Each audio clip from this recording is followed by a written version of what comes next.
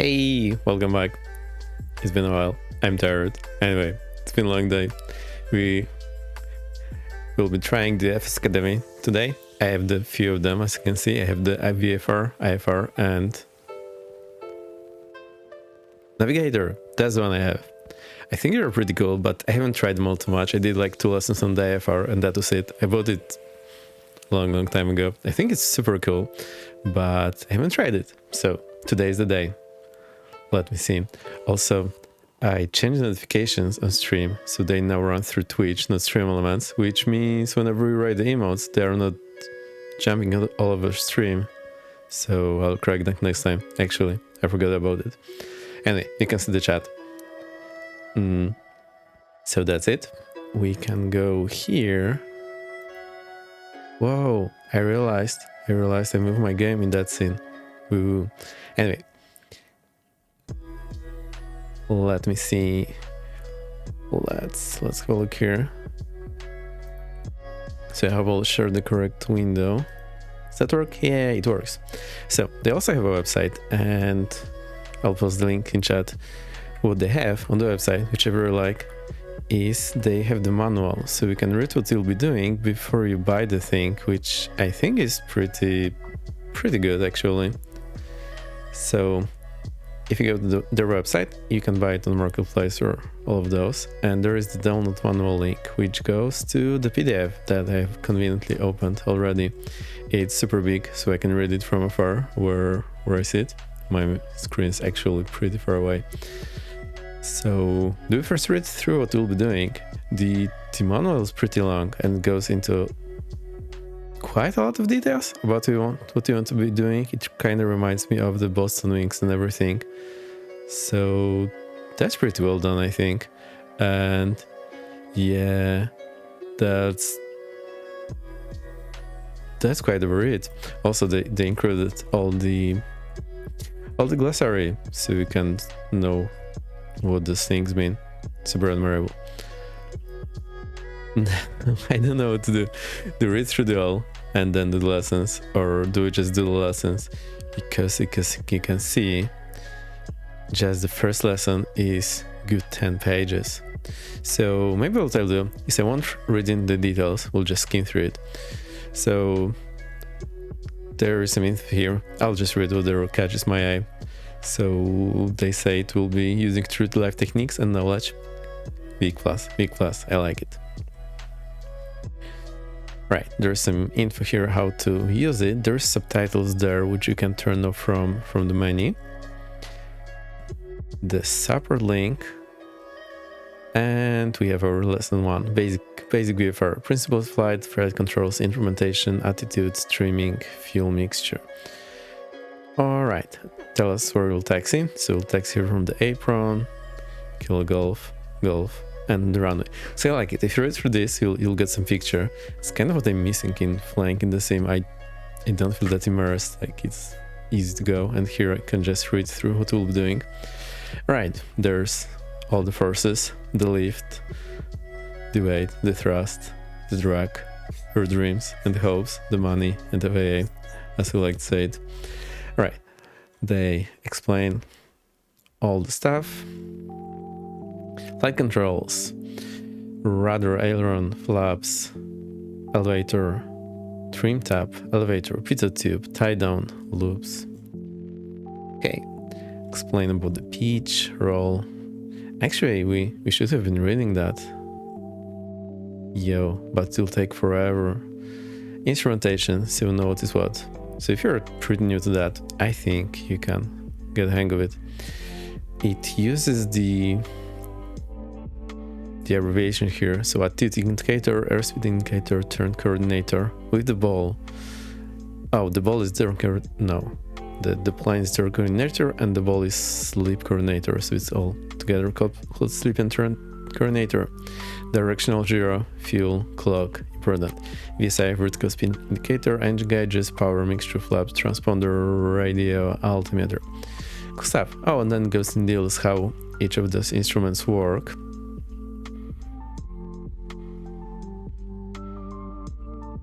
What the color arcs mean. Also, the thing the color arcs, they were not all through history like those were World War II planes. They didn't have the color arcs, and I can't imagine what it was like trying to remember all those numbers. Quite impossible. Right, altitude indicator, altimeter, turn coordinator, directional gyro, VSI, transponder. I kind of want to read through all of this, but it'll take forever, so I'll probably read it offline at some point. You know me, I like repeating the basics, like every time I find something that I forgot or maybe wasn't understanding quite right, or sometimes I find new things, which is super nice. I love it. The learning never stops. Right, attitudes, climb attitude. Also there is the instructor during the flight explaining a lot of the stuff, but not in as much detail as here, and yeah, it's super beneficial to read through that. Oh, and they say here in the attitudes that our nose should be in some position with reference to the horizon. This obviously changes depending how tall you are, so for me and 10 it's a bit different than for someone else. So climb altitude, the nose is touching the horizon more or less. Cruise altitude, the horizon is somewhere here, and you need to somehow remember the reference, but there's no easy way of doing that. It sort of goes by feel, which is not the very scientific way of doing things. Streaming, that's important topic.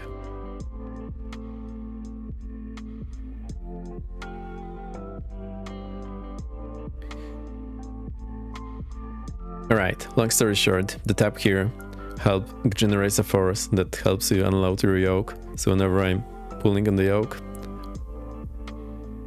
so maybe let's look at this case. This is when I'm pushing the yoke. When I'm pushing the yoke, the elevator goes down and I need to keep pushing it. It's quite demanding. So what you do, you get this tab up, which generates a force that unloads your yoke while the elevator stays in the same position. And the important thing here is that in the real plane, your yoke will not move as you trim. However, in flight sim, because of the flight controls we have, it will move, which is what it will do in things like 737. Fuel mixture, purple lean. I like the pictures. I like pictures. Alright, there is a map, VFR 01. Good stuff. So that's what we'll be doing. We'll be flying from Liverpool to Seaforth. My display is well quite far. I probably need to think about how I can make this more convenient for me. Anyway, so I like the chair. That's the European style chairs, the one you can buy. I have a few of those, paper style. However, I've been thinking about buying for a flight because the information nowadays changes so often, it's hard to keep track. So you can have a half-year-old map that will have alters per situation, which is very undesirable. Super not fun. So Liverpool, there is this big body of water, and we'll be just going along it to... There's a V in a circle. I think that's a visual reporting point. So we use this in VFR flying, and ATC in the control zone will direct you from one to the other. So it's super important to know them, and living now in this time and age, it's quite easy actually to get a feel of what it looks like. You just open Google Maps, you can tilt it, look from different sides and know it. Back in the day, really hard, and spotting those things from the actual aircraft, super difficult. The instructor points at something in distance, you don't even know what to look at. Takes a bit of time to get the hang of those points. Alright, so that's what we'll be doing. The instructor will be explaining everything as we go. So why don't we jump in? I still haven't bound my Steam Deck, so I'm just clicking buttons manually in OBS, which should be okay, but if anything goes wrong, just let me know. I've changed the sim volume today because there is instructor talking, so I thought it will be quite important for you to hear him. Which means the volume might be a bit off in the sim, so we'll see about that. Just let me know if anything else is super off and I'll try to correct it. The Volanta. Volanta is actually pretty accurate today. We're going from EGGP to NA. I don't know where we're going, so we'll keep it that way, because why not? Also, it seems that Volanta had an update which finally fixed the problem. usually whenever I started it, I had to go there to the streamer option settings and click on my custom colors to load them, like every single time. Now I just did it, and I have to go there and do it again. Makes me happy. Actually, let me go to that intro scene, because that bugs me and I will forget it. I know it's what I see there, the game is moved a bit. It happens in OBS, you can just grab things and move the wrong thing. So let's try to get... Oh, great. Oh, it made it even worse.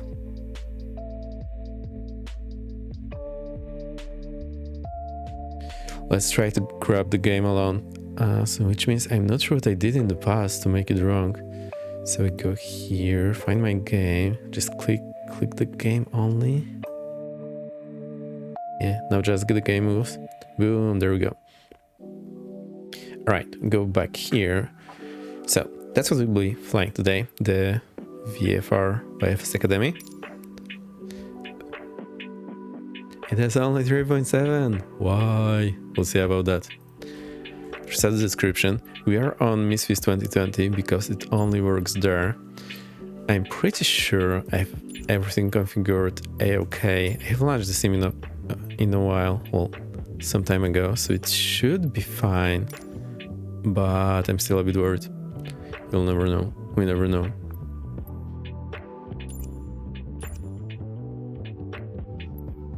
I almost clicked. Good. Exit desk. Anyway, not today. Activities. We scroll all the way here. Custom content. Is it super loud? I think it's okay. So I'll make it a bit louder once the instructor starts talking. So I need to scroll all the way down. There's FS Academy IFR, which I want to do at some point as well. There is the navigator. Like, there's this radar contact with a big radar.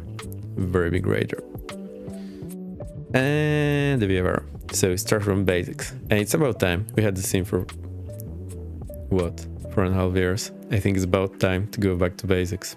Yeah, it's about time we learn. So, shall we? I'll make the sim louder. I'll see how that works.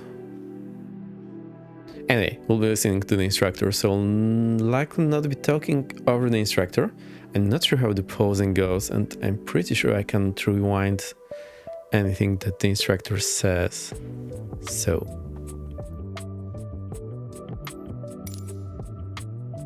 with the fly button. And off we go.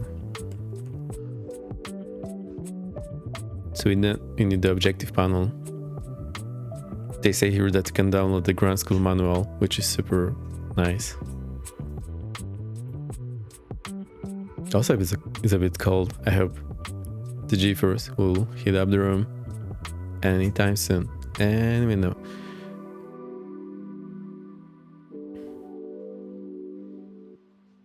Right, my flight controls look okay. I've checked before the stream, they work, so they should actually work. Now I think I need to learn. Just relax my head. Oh, the headrest. I think that's what it's for. I'm just leaning forward like a madman, trying to be closer to the action. I wonder if that happens to me right now, everyone. Right, we have our old wreck, Serpo from Charlie.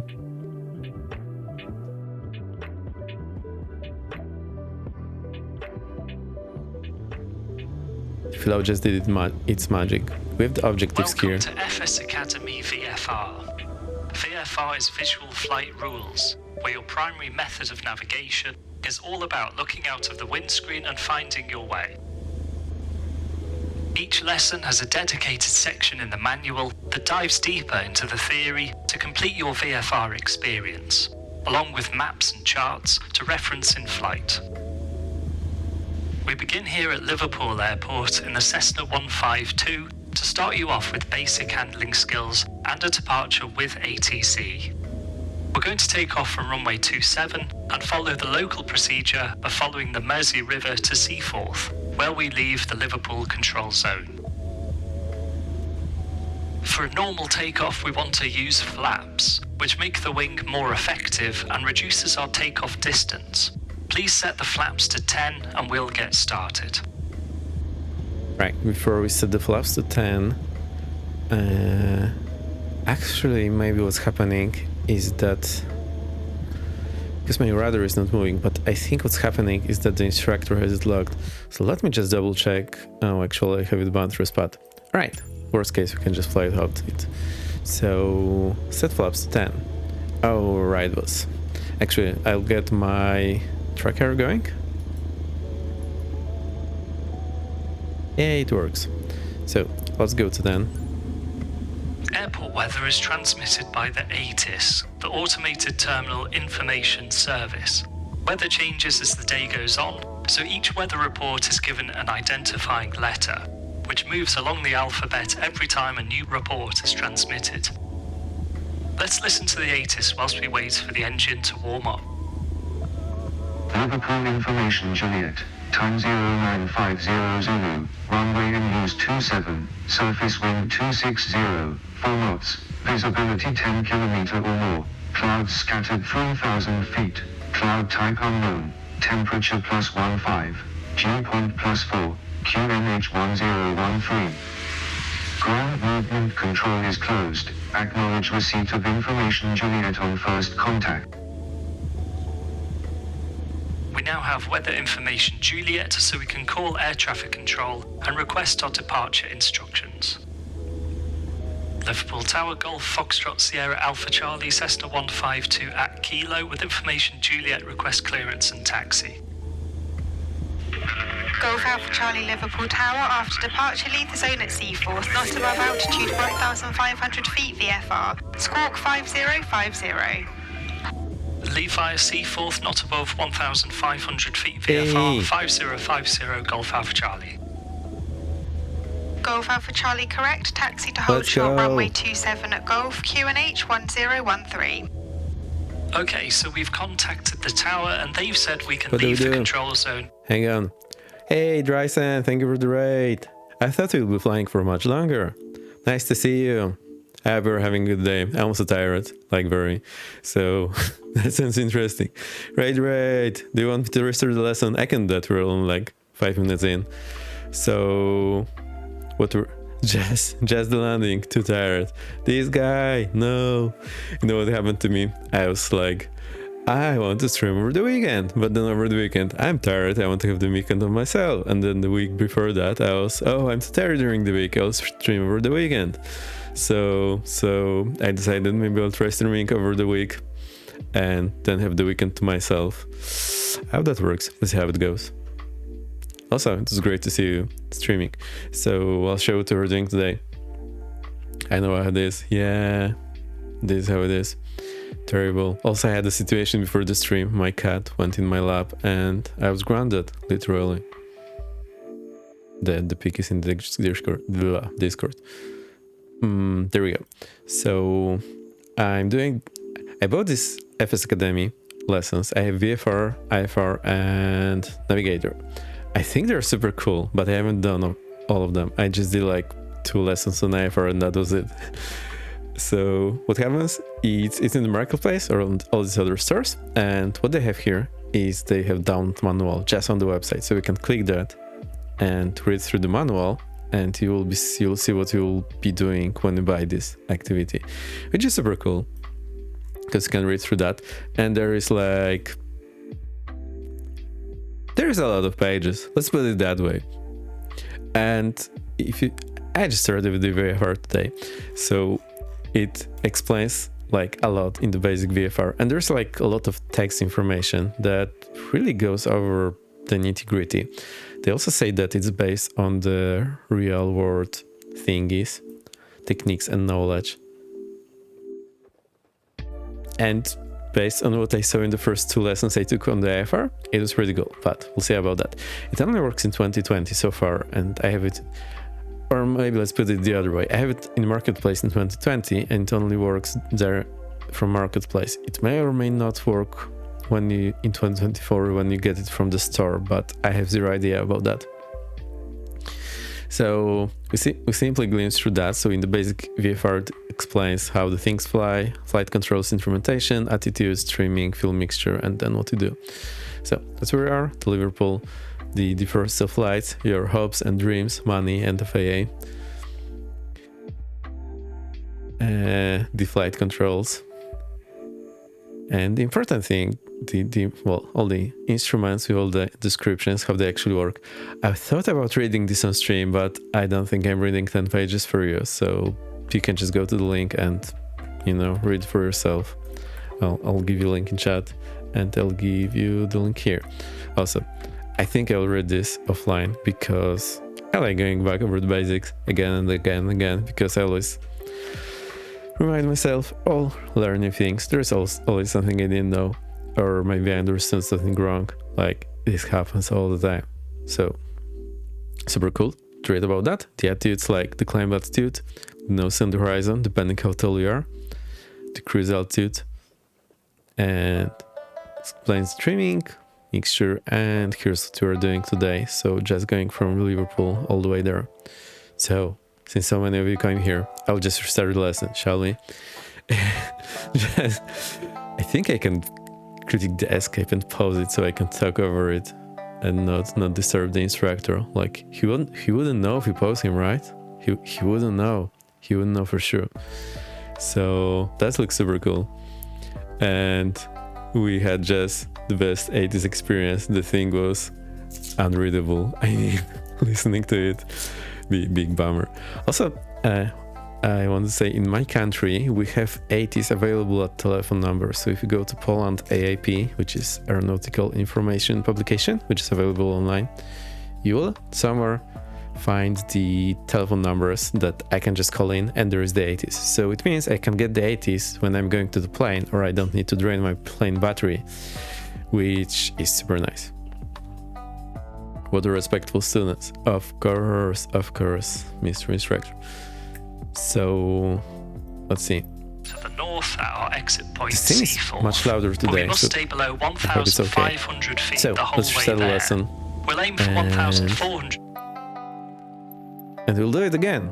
You're ready. You didn't this much, but I actually like the 80s, like the 80s experience. Oh dear. Also, keep in mind, I'm running this through some filters. There's a compressor and limiter, so it will sound different when you buy it, definitely, but you get the idea. Welcome to FS Academy VFR. VFR is Visual Flight Rules, where your primary method of navigation is all about looking out of the windscreen and finding your way. Each lesson has a dedicated... Also, the VFR and VMC, I think it's often confused. The rules and the conditions is not the same. The visual flight rules are the rules that you're flying by, and the visual flying conditions is the conditions you're in, which doesn't necessarily need to come together, although it should, but section in the manual that dives deeper into the theory to complete your VFR experience, along with maps and charts to reference in flight. We begin here at Liverpool Airport in the Cessna 152 to start you off with basic handling skills and a departure with ATC. We're going to take off from runway 27 and follow the local procedure of following the Mersey River to Seaforth, where we leave the Liverpool control zone. For a normal takeoff, we want to use flaps, which make the wing more effective and reduces our takeoff distance. Please set the flaps to 10 and we'll get started. Alright, our big first task, done with that. Also, they didn't show. Oh, I have the no blue highlight mode, so there is a chance it's not showing like something.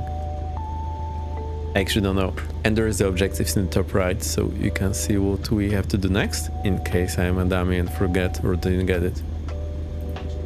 And there is a keener. I'm very keen. Right, plus 10. Airport weather is transmitted by the ATIS, the Automated Terminal Information Service. Weather changes as the day goes on, so each weather report is given an identifying letter, which moves along the alphabet every time a new report is transmitted. Let's listen to the ATIS whilst we wait for the engine to warm up. I waited years for this. I know, I bought it a long time ago. I'm super excited to go through it. Also, I don't have to do all the talking, which is beneficial. And I didn't hear about anyone saying that they did all those lessons, so maybe you'll like it. I hope so. Liverpool Information Juliet, time 0950 Zulu, runway and use 27, surface wind 260, 4 knots, visibility 10 km or more, clouds scattered 3,000 feet, cloud type unknown, temperature +15, dew point +4, QNH 1013. Ground movement control is closed, acknowledge receipt of information Juliet on first contact. I wonder why the type of cloud is unknown. Probably didn't even bother to leave the building. I don't know.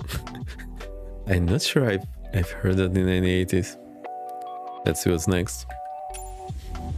We now have weather information Juliet, so we can call air traffic control and request our departure instructions. Liverpool Tower Golf Foxtrot Sierra Alpha Charlie Cessna 152 at Kilo with information Juliet, request clearance and taxi. Golf Alpha Charlie Liverpool Tower, after departure leave the zone at Seaforth, not above altitude 1,500 feet VFR, squawk 5050. Leave via Seaforth, not above 1,500 feet VFR, 5050 Golf Alpha Charlie. Golf Alpha Charlie correct, taxi to hold short runway 27 at Golf, QNH 1013. Also, they have the correct ATC, like, phraseology, which really bothers me in any ATC simulation. So that's pretty cool.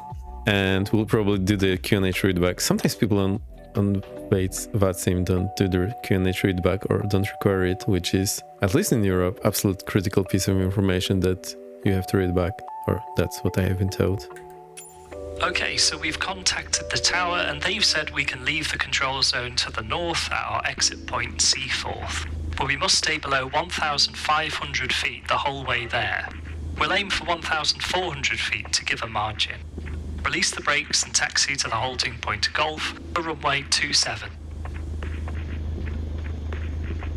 Okay, so let's see. Is my radar not coming along?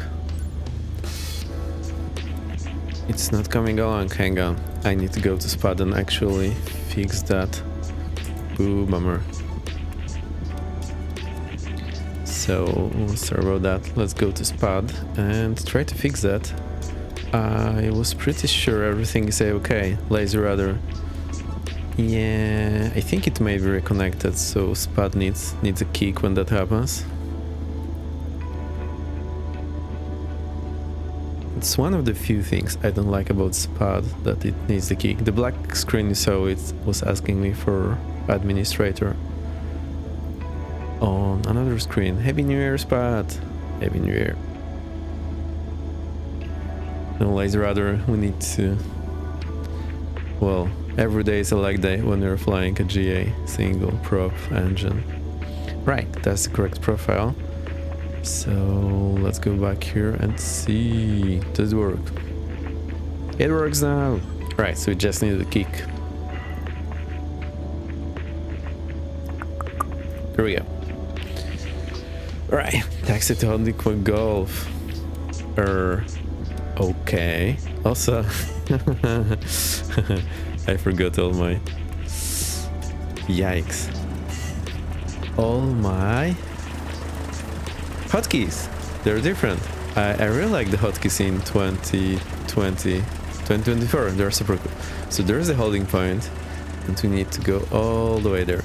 I think the assists are like locked, so I cannot turn this off. But it's fine.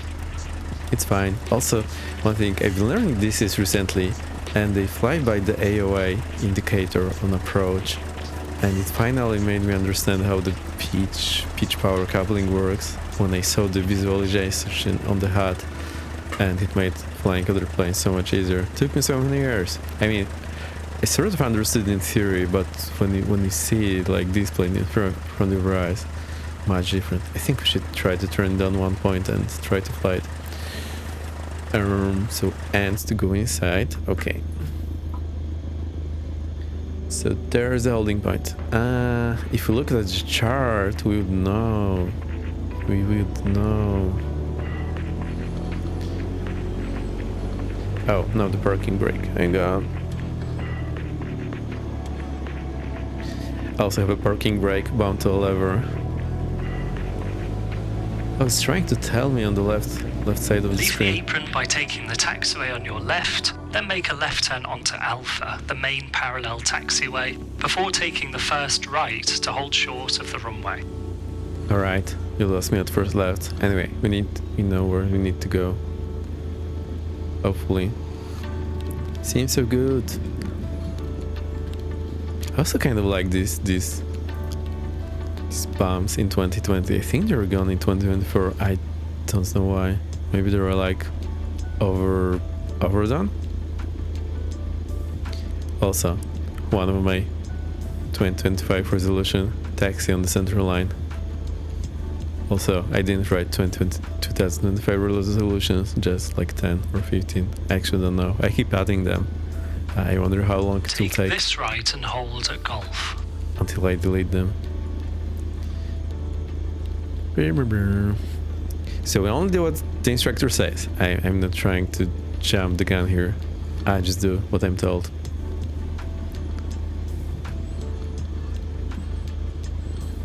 Good, now come to a stop before the holding line and we'll tell ATC we're ready to go. We say ready for departure as we only use the word takeoff as part of an actual takeoff clearance to avoid misunderstandings. Golf Alpha Charlie ready for departure.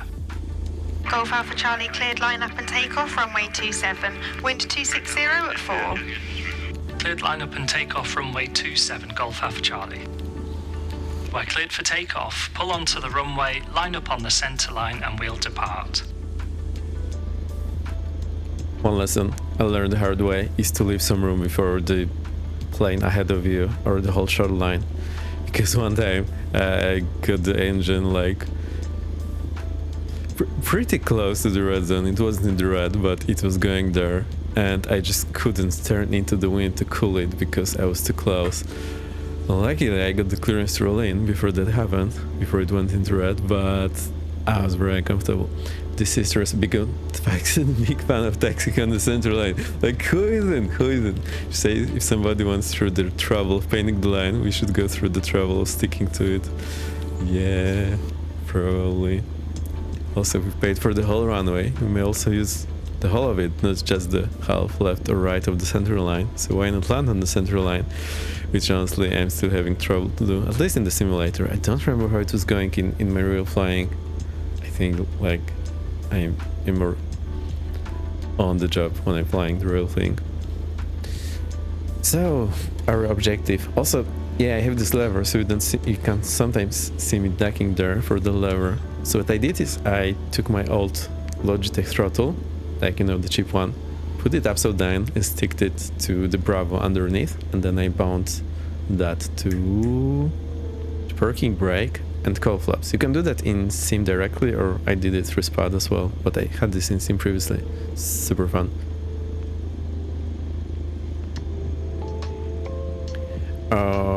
Right. Let's go. Parking brake release.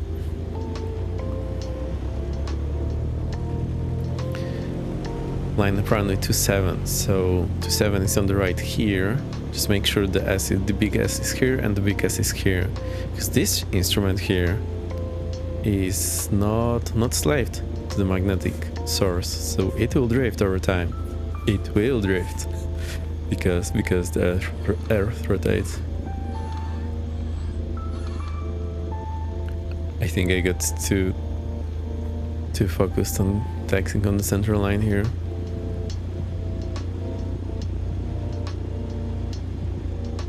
Yeah, there was a big Keep the runner. nose straight down the centre line and apply full power. That means more right rudder. Use some right rudder to counteract the engine torque to keep straight on the centre line. Told you.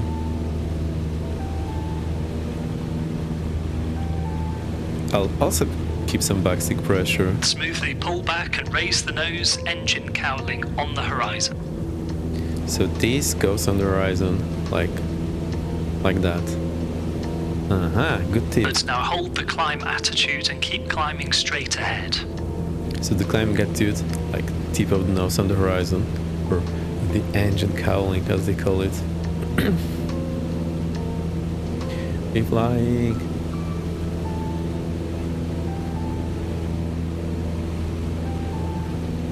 I'm scared. Now we're safely climbing away, we don't need our flaps anymore. Please retract the flaps and we'll climb more efficiently. Flaps up. See how the nose drops as we lose lift? It totally Add some back drops. pressure on the controls to hold the climb attitude. Accelerate to 80 knots and we'll get the lift back. Great, keep full power and adjust the attitude to control your speed. Aim for 80 knots.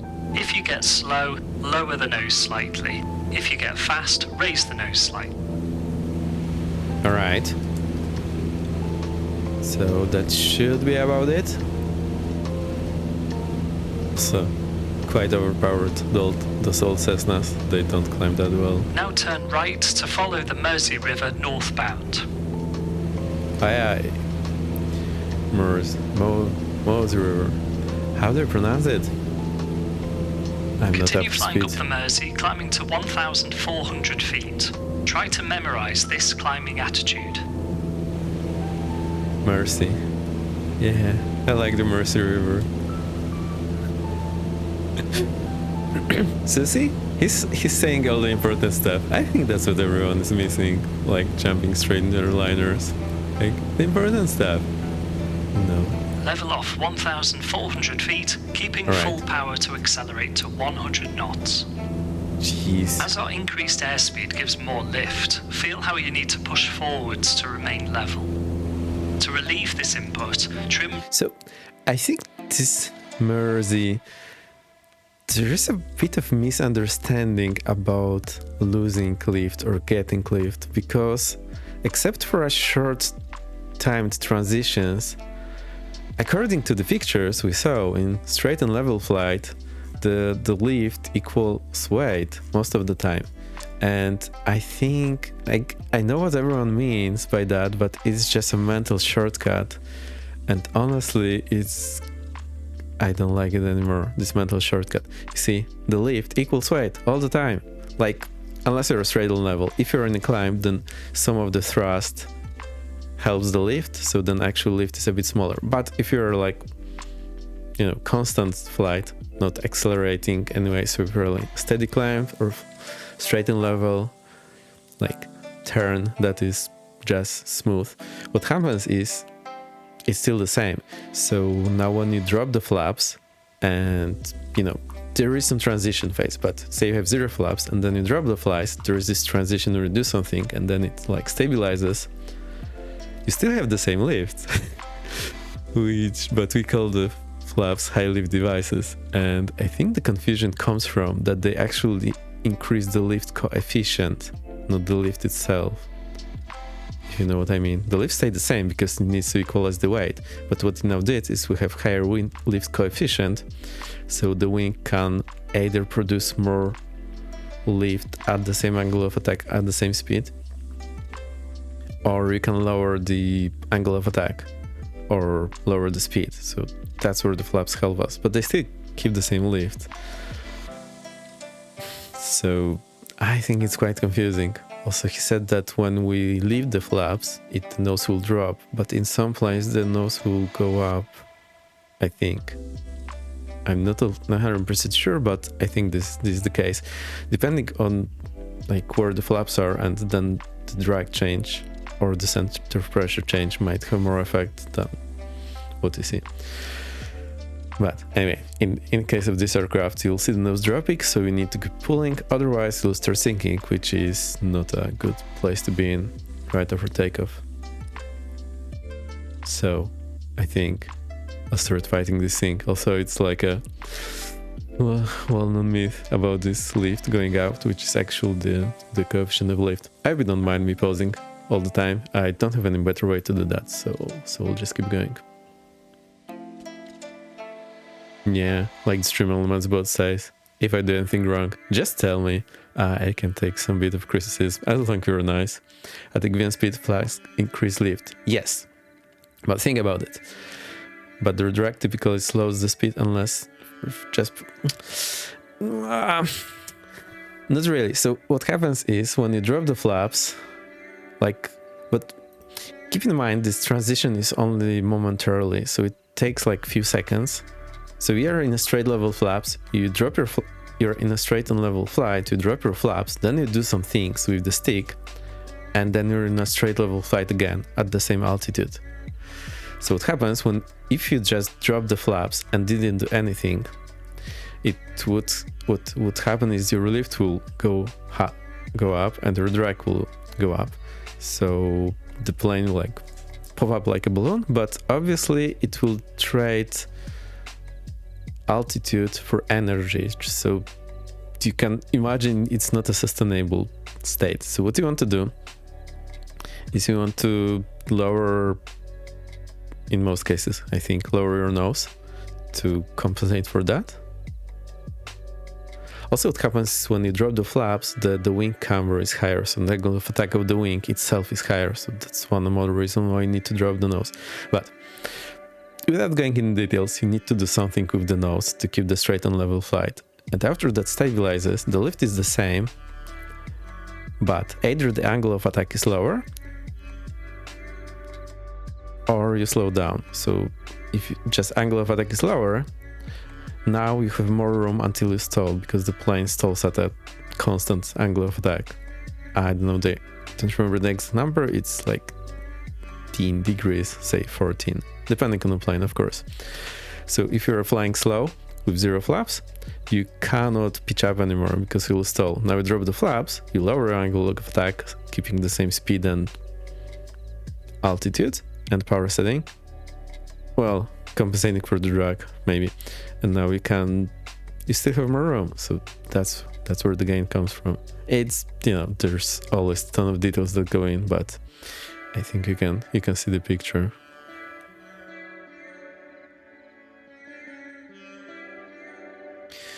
However, usually when you drop the flaps, you might need to add some power just to compensate for that extra drag that just came in. I know it's a bit chaotic, but if you will read about this again in a actual handbook like the FAA has, you'll get the hang of it. Let's go back. I've rested enough. I wish we could do those rests when flying the real plane. Nose down until you don't need to apply any control force to stay straight and level. Now you can power back a little to hold 100 knots. Maintain 1,400 feet up the Mersey, staying over the water. 100 knots, now 152. That's rising speed. This thing doesn't go so fast. I used to fly like 80 knots and the thing was sweating anyway.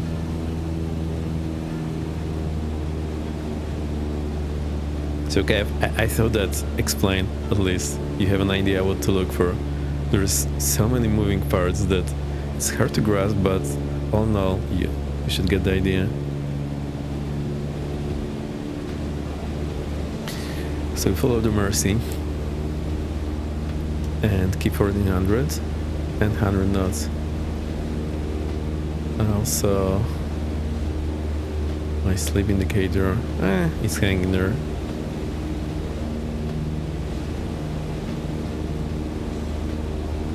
You probably agree then that increasing flap increases lift. Yes, as long as it's wind tunnel, yes. That's perfectly explained. Yes, as long as it's wind tunnel, it will it will increase the lift. Yes. But in real aircraft, that's not a sustainable way of flying. Otherwise, you will just keep going into space and accelerating, which I can imagine is not really possible. Otherwise, that will be how one track us into space. Good idea. But Kev, that's a very cool way to put it. I never thought about it that way. And you're absolutely right. If it's in the wind tunnel, then that works. And most of the time, we're not in the wind tunnel and we want to keep straight and level flight at all costs because we are going somewhere. So you get the idea. If that lift goes up, we need to put it down. And the way to do that is lower the AOA, which is to lower the nose. And there we go. Easy. I think there are some people for who instead of is a real life situation. Golf Alpha Charlie, contact Liverpool radar 119.85. 11985 Golf Alpha Charlie. We're being handed over to Liverpool Approach Control now, who we'll be in contact with until we leave controlled airspace at Seaforth. Liverpool radar Golf Foxtrot Sierra Alpha. Yes, the manual is slightly oversimplified, but what I don't like about it is like, say, okay, this like, it was actually not in the manual. It was just a phrase that the instructor said. But you know, people keep repeating this phrase, and at some point you don't question it anymore, and then you get this wrong idea, which I don't like. I just like saying, okay, this is oversimplified. There's like an asterisk. It's oversimplified, but we can roll with that for the time being. And then, okay, but. Charlie, live buildings, 1,400 feet to Seaforth VFR. Golf Alpha Charlie, Roger, report Seaforth. Wilco Golf Alpha Charlie. Seaforth is the exit point for VFR traffic departing Liverpool to the north. It's found on the east shoreline, just beyond where the western shoreline ends. All right, so that's the thing here, and that's the same thing we saw here in the chart. Yeah, I can never make things easy, can I? I'll just go back in here. But I like it. I've enjoyed it as well. So we have this point here. See, there's. Jeez, it's so tiny. See, there's this V in a circle, which is the visual reporting point, and it's at the edge of the control zone, I think. So the one here starts at 2000. This one is from surface, but that's probably the one to go out of. Nah, the blue one starts here, and then there's just the TMA. It's still from TMZ, transponder mandatory zone. All right, so that's the exit point. So it's good to know them like by heart where they are. But imagine if you're flying somewhere for the first time, and back in the day all you had was this map. Like, good luck trying to spot those places from a plane that's moving fast, because that's what planes do.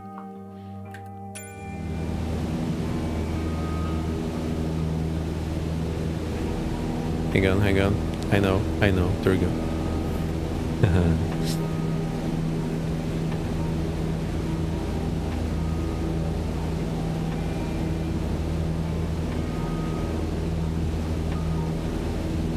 Hey, so far so good. We are about 100 knots, 1,400 feet. We are 3 minutes into the flight. Doing this for 15 minutes.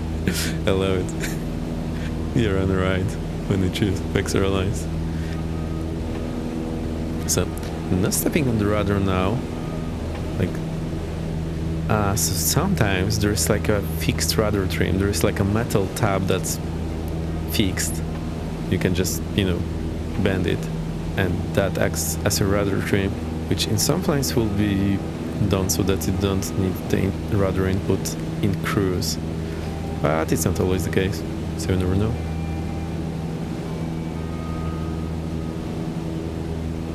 See for Earth. I hope the volume is alright.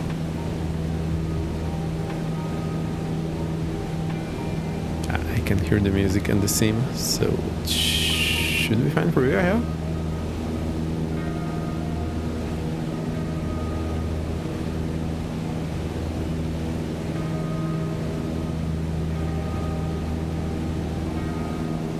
So now we don't see the thing, but it's like slowly moving under us. I think that's what's going on now. Golf Alpha Charlie, Seaforth outbound. Request basic service. Golf Alpha Charlie, Roger, basic service. Basic service, Golf Alpha Charlie. Now we've reached the edge of the Liverpool control zone at 1,400 feet. We're entering uncontrolled airspace. There is airspace above us, which begins at 3,500 feet upwards, so anything below... Right, I'll use the superannuated pose. So there is airspace above us and the sky below. No, that's the wrong song. So there is airspace above us somewhere. Oh, the CTA at 2,500. That's what he's saying. But not below us. And Gav, yeah, I think that's what is there. It enhances the ability for airflow to provide lift, which is called lift coefficient. So we just increase several lift coefficient, like permanently, no question about it. So many things change. Yeah, they have drag when they add the flaps. They need to add the asterisk. There we go. So now we know. The more we know. Is the volume okay? Or shall I do something so that the engine is not so loud? I'll just go here and kill it a bit. Everything takes forever with me. You have been warned. It will take forever. Oh, no wonder it's so loud. I usually keep this thing way down. I can go also into a rant about decibels and percentage in the volume, but maybe we'll save that for another day. That is uncontrolled. It's completely up to us to navigate and avoid other traffic. UK ATC can provide either a basic service or a traffic service to VFR flights in uncontrolled airspace. I see. We've been given a basic service from ATC, which means they can pass us important information such as airfield closures or severe weather, but won't provide any clearances or traffic information. Depending on their workload, they may be able to provide a traffic service, where they will also give information about any known nearby traffic to help you, but will not provide avoidance instructions. So there is basic and traffic service. Interesting. Of course, any country in Europe has different VFR rules, just to make things more complicated. And of course it's different in my country, so we just have like the two of them. We have the traffic service all the time, but you never know when they're too busy. So here they just give you the basic service and traffic service. Right, I wasn't listening or too carefully. Thanks, Kev. Keep flying north, and as you did before, apply full power, set the climb attitude, and climb to 3,000 feet. Okay, power.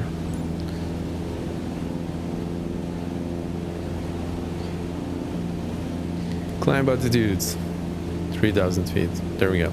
So it's a good thing to memorize those attitudes and power settings, because at some point you don't want to be fiddling with all of those settings. You just want to put them there and you know it should work, and then you just correct from there, rather than taking a few minutes to balance it out.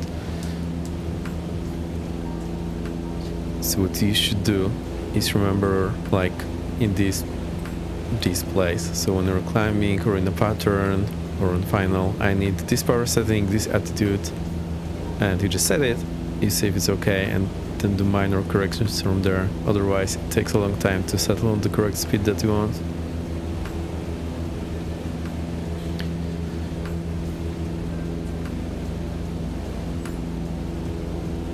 The speed will come back towards around 80 knots, so with the lower speed we lose lift and the nose will want to drop.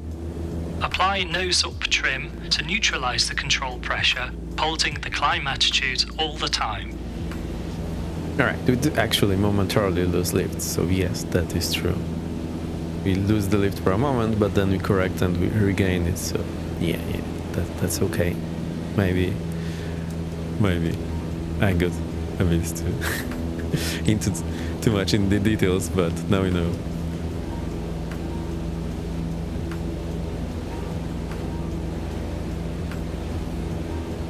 Also, climbing with full power feels a bit awkward. I would normally reserve full power for right after takeoff, and that's it. But that of course depends on the client. In this one, we seem to be below the red line, so we probably should keep that power all the time. I think that's the reason why we do that.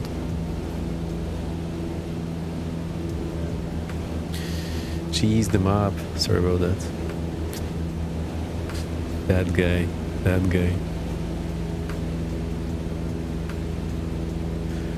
Nothing much happened. I just pointed the nose up slightly. Start levelling off and maintain 3,000 feet. Accelerate again to 100 knots.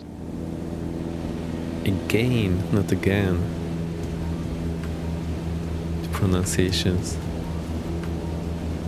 The trim is quite sensitive, so I'm sometimes overcorrecting it, but I'm trying to do a good job here.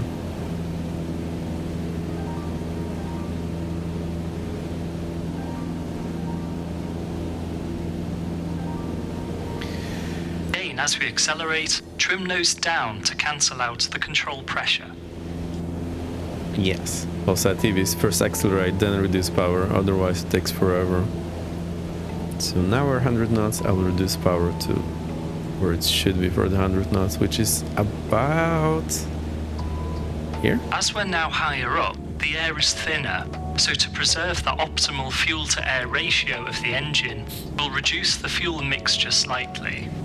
Use the red mixture control next to the throttle and pull it back only about a centimetre or so, and see how the engine revs rise as the engine is running more efficiently. Alright, so it's now, what, 2350? Roll it back a centimeter. It did go up barely, just closer to 24.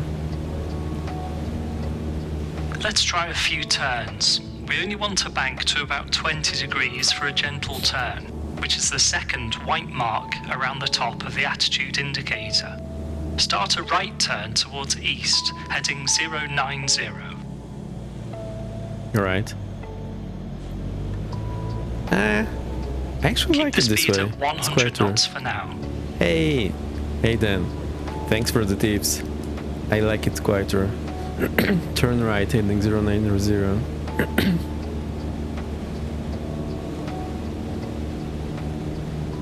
Right.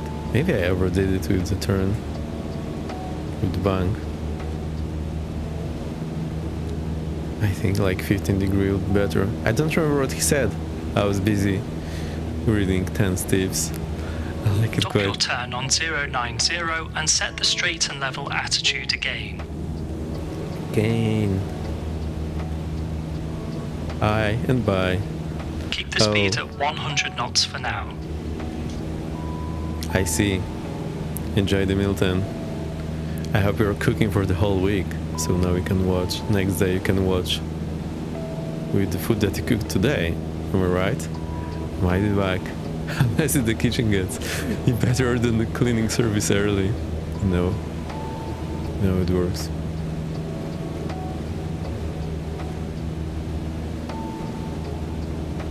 I am a smooth operator today. Also, it's not bumpy. When turning, use gentle rudder inputs to keep the black ball on the turn coordinator centered for comfortable and efficient turning. Hey, thank you. Make a coordinated right turn to west, heading 270, keeping the ball centered. We are busy here. I can't even acknowledge. Thank you for the beats. Thank you. Also, was there an alert? Like bumping out all over? I didn't remember. Pulling the mixture knob will make it quieter for a bit and then settling only momentarily very loud. That depends. If it's like a mountain wave, you can fly forever, even in a Cessna, but it's hard to find.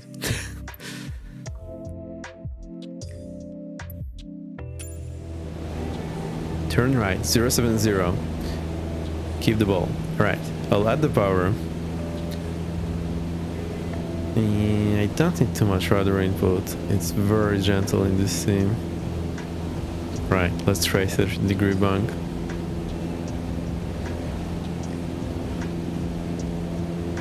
As we turn, the lift from our wings isn't pointing straight upwards anymore, so to stay at our altitude, we need to increase the angle of attack slightly to get some extra lift.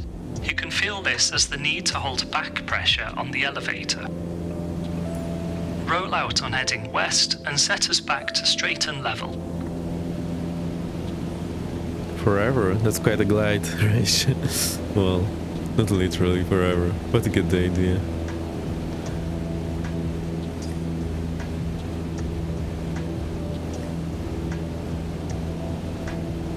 Right, maybe I'll try to focus on flying for a change.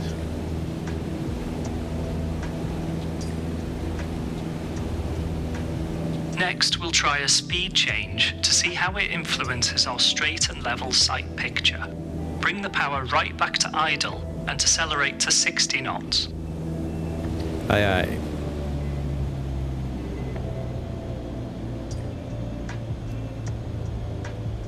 As we lose lift, trim nose up to keep the control pressures neutralised. You'll need to raise the nose slightly to increase our angle of attack to make up for the lost airspeed.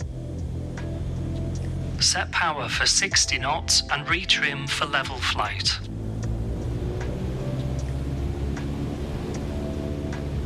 Alright, this is getting not easy. See that our new straight and level attitude has a higher nose.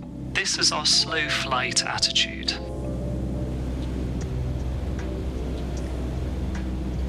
So now if I knew the power setting, I could just go to it without trying to gauge where it should be. So that's why I said it's important to remember power settings beforehand. Sometimes they're in the manual, but more often than not they aren't. And there isn't a precise setting, it's just a guideline. Now make a turn either to the left or the right, back to heading 090, keeping the ball centered. Right, we'll do 15 degrees. On the ball. I like 15, it's a good number for a turn.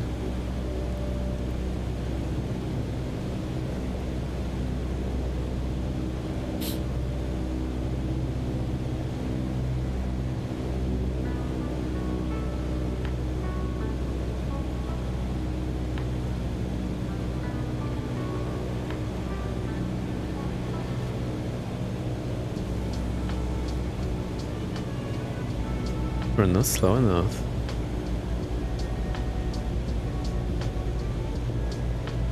Yeah, it's definitely higher angle of attack.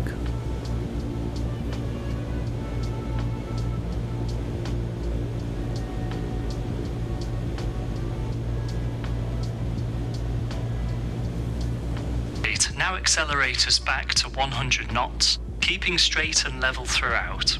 Use some right rudder to counter the engine forces.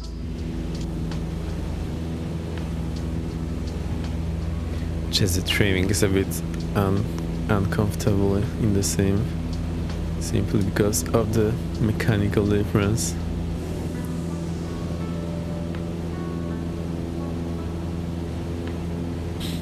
I need to relax.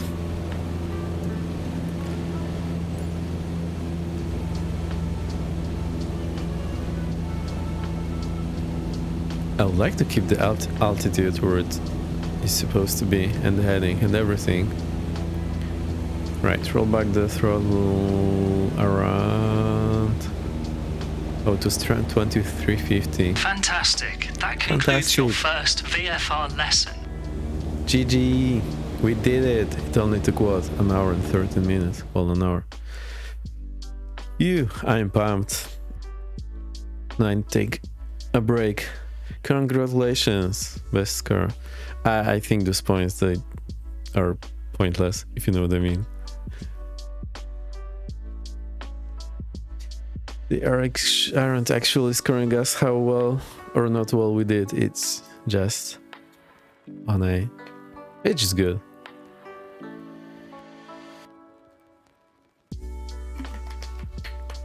Right. I think what I want to do is get rid of our custom reg so we can see whatever should be there in the game. I like it. I was chill now. Good flight. So we'll go... They're pointless. You got it. You got it. I love it. So our one is done. Why'd they go from 5 to 1? Oh no, it was like 5 elements of the lesson. We had introduction, taxi, outtake of VFR, exit route, tutorial complete, general handling. But I thought they explained the basics pretty well, and it's the important stuff that, you know, it's not like in the theory book. It is in the practice book, but you know, it might not be in too many books that you try to read. Yeah, you won 10,000 out of 8,000. Yeah, that's right. We didn't lose a point. I think they just didn't implement getting less or more points here. It's a pass or fail. That's it.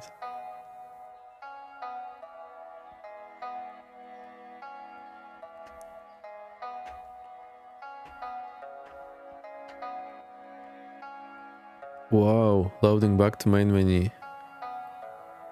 Takes some time. I forgot about it. Alright, I won't go so hard about getting lift or losing lift momentarily from now on, because that actually makes sense. But I will complain.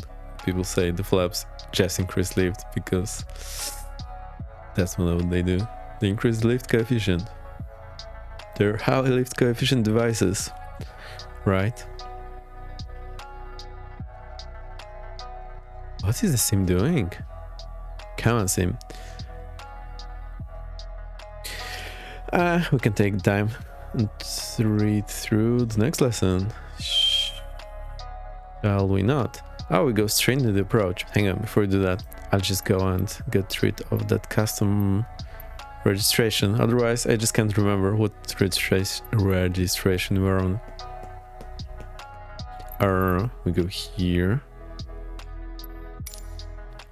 We go here. And customization. So I think if I remove all of that,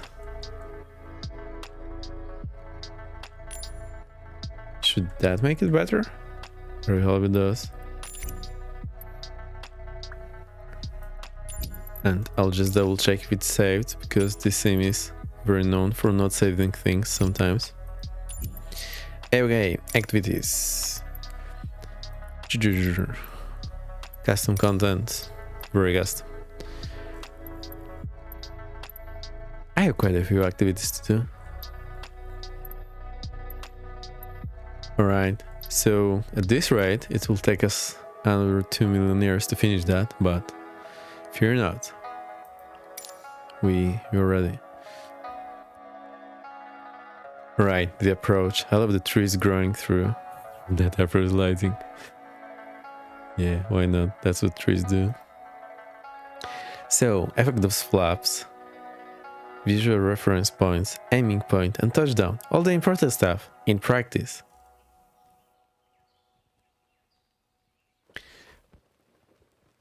Alright, so to explain what the flaps do, which is, you know what, flaps, they give you a lot of drag. It also has a benefit of making, well, as being able to descend more on approach, and the plane is more speed stable, which means you need more power change for a same change in speed, which is one of the reasons why the jets are quite difficult to fly. And why I like auto throttles in jets, because in jet a small change of power will require in a large speed change, which is not ideal. These are reference points, and by that they mean, like those. Alright, so the visual reference point is the one marked on the chart, and the ATC will ask us to go there, so it's good to know them up front.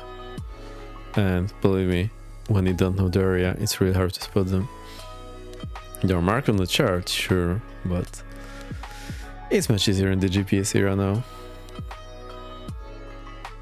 And you see, those flying the area for the first time will benefit from pre-flight research to familiarize themselves with VRP's appearance, which now we can use the Google map, but imagine back in the day. Not easy at all.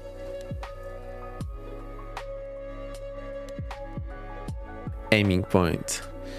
So we are actually aiming closer. So there is this big star here, and we are not aiming at the aiming point. We are aiming a bit closer, so our flare will bring us over to the aiming point where we want to touch down.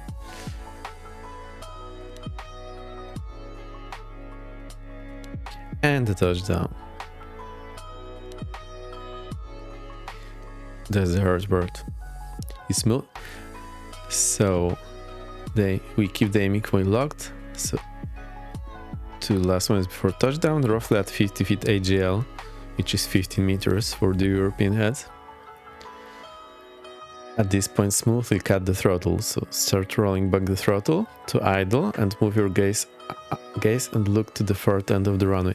I think the rationale here is that our bodies are conditioned to move where we look at, which is one of the reasons if you want to not hit a tree, it's best idea to look where you want to go and look at the tree.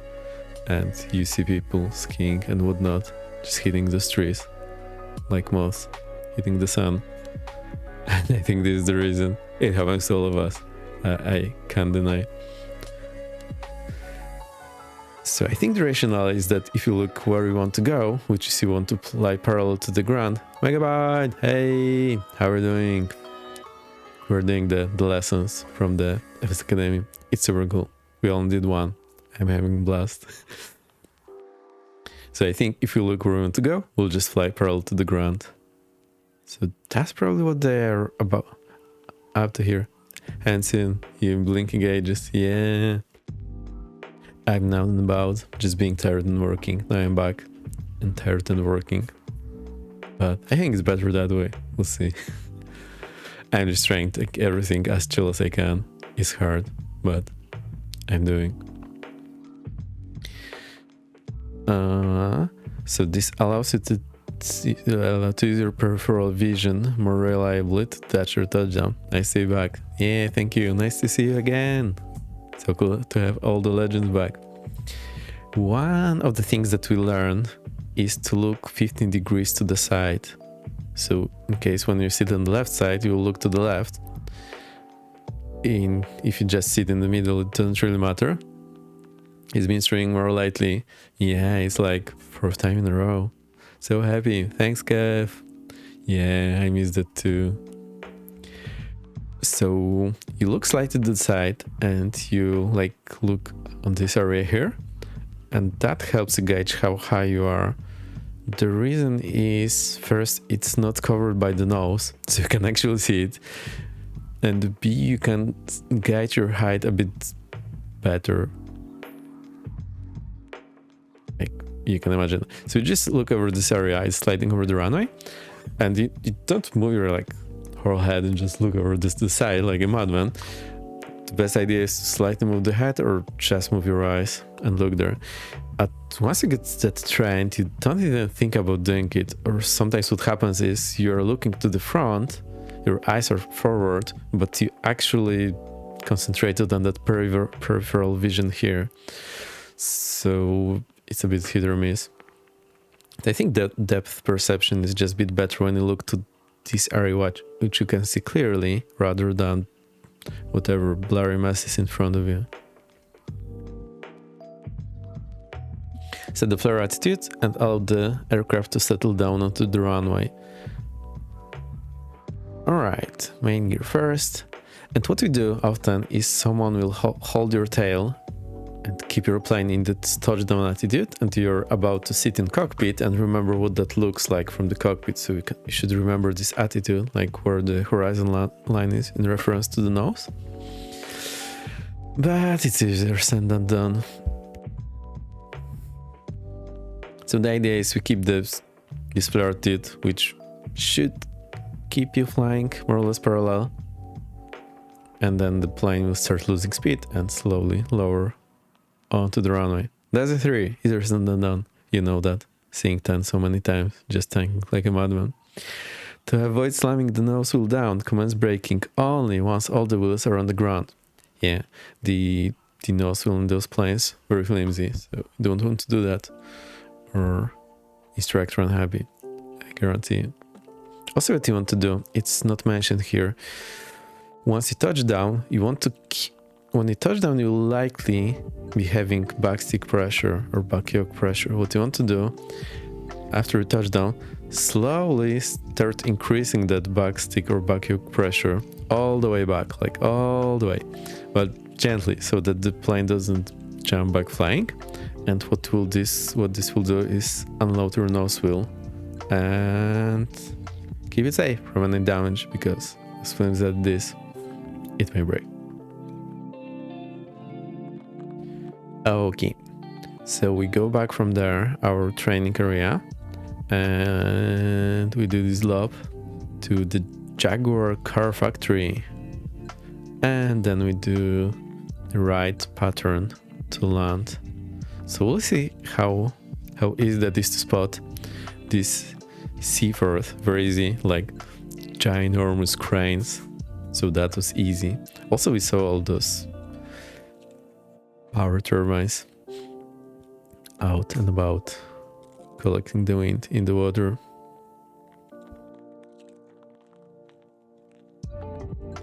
I'm loving it. I'm loving it. It's fun. All right. Oh, and there's the Liverpool for the arrival. So we'll be runway 27. Oh, it's just Jepson who decided to rotate that.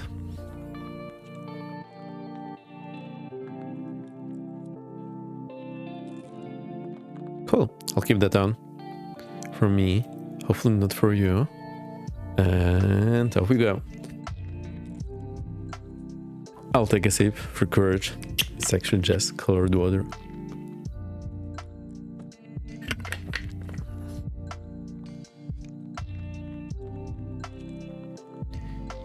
Alright. Re-entering the control zone. I feel like a space shuttle now. Re-entering. Back in the day, X-Plane had space shuttle re-entry. It was great. I'm not sure if it's still there. X-Plane also had Mars flying, like the whole Mars was rendered and you could fly there. It was great.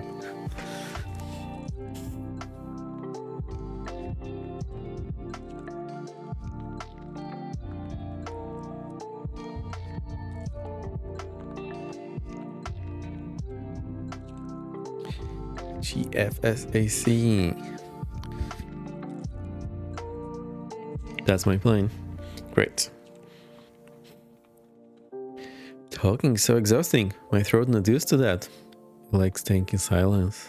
Not anymore.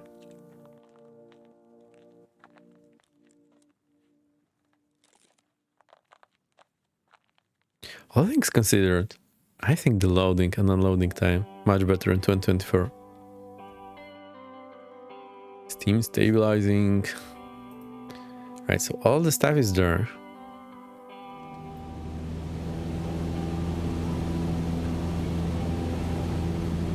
Welcome back. We're to the northwest of Liverpool, this time to look at descending, approach and landing. Okay.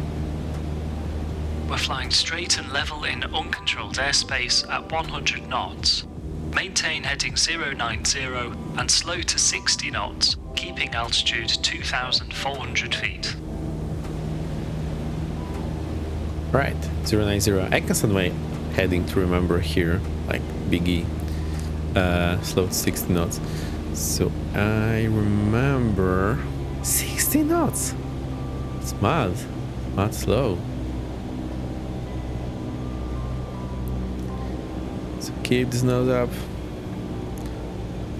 Hey! Oh, it's Kev. Alright, I thought it was a new chat. It's a dull chat. Hey Kev. We missed you. Already 60. No, it's not 60. Oh yeah, already 60. Yeah, I'm as surprised as you. Maybe it's just for training, or maybe this plane is just a kite. So let's try bottom of the yellow, of the green arc. Will that do it? No. So we need 1800.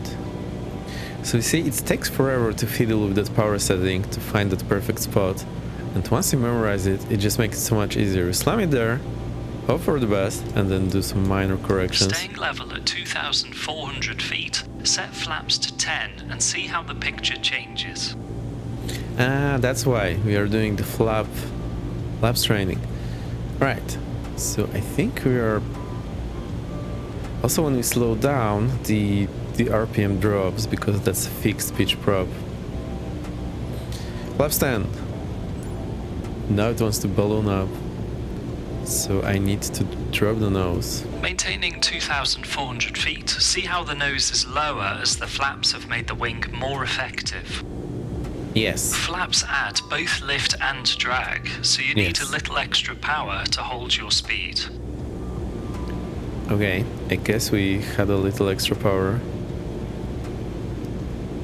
So that's Now why set flaps to 20 and see what changes. I know the flaps will change. Oh, lost some altitude. So it wants to balloon up like mad. So I need to push it down. Now I need a lot more power.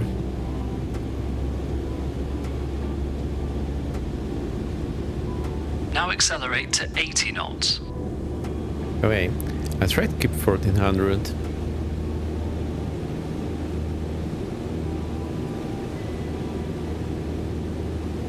My trim is a bit oversensitive, so that's why it looks so mad. Also, I keep flying towards Big E.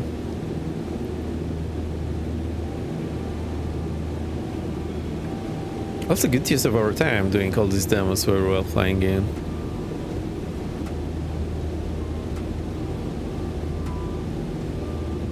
Right, flaps 20. This thing does not want to fly.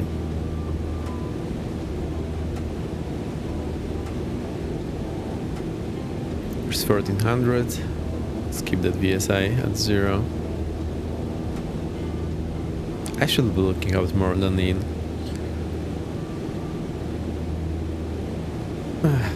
Do I need full power? Now keep 80 knots and start a slow descent, only going down at about 400 feet per minute. How do we do that? I guess we roll back the throttle. Keep descending at 80 knots and 400 feet per minute. This is how we'll fly down the initial part of the approach.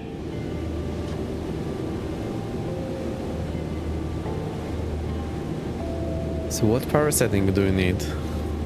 I would like to know the power setting. And that's about it. So 2023.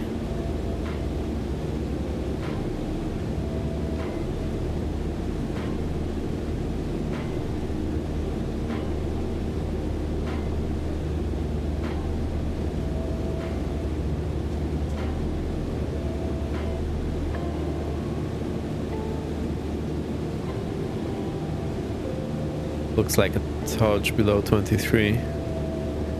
By 23 I mean 2300 RPM. Now please maintain your rate of descent and extend full flaps. Okay.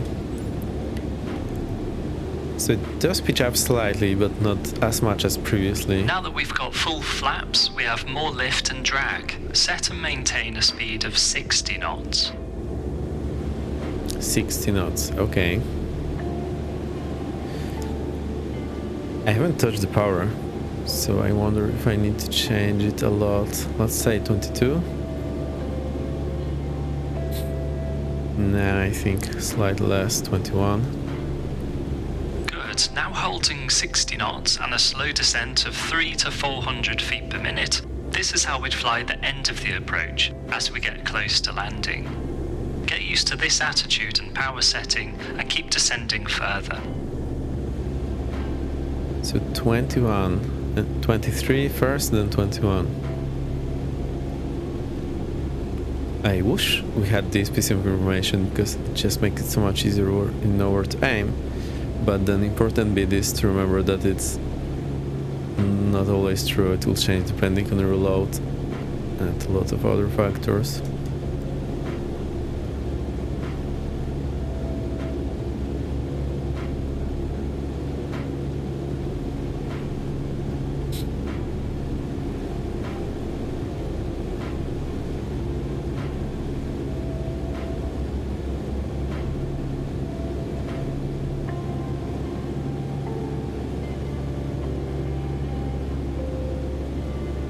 Don't remember what we should do now. Do we need to stop descent at 1400? So this is how things would look as we come in to land. But if things don't go well, we perform a go-around, where we apply full power and pitch up to start a climb. Oh. Make sure not to do this too aggressively, however.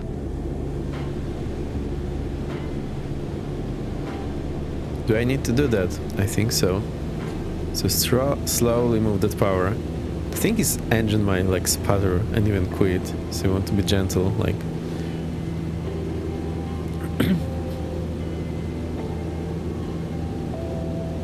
Right, I applied full power. Now what?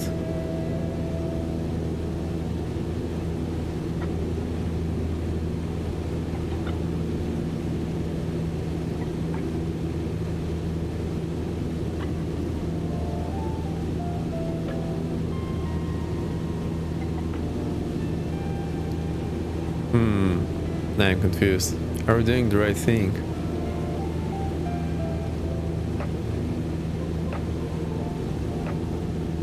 Didn't say anything about the flaps.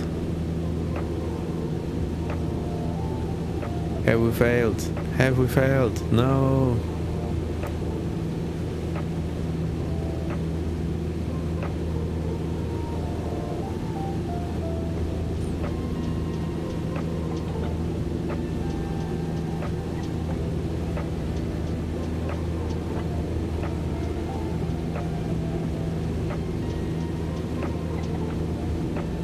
Confused.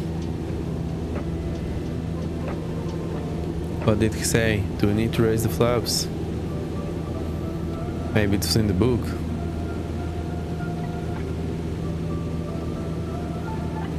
Can I expand this? No.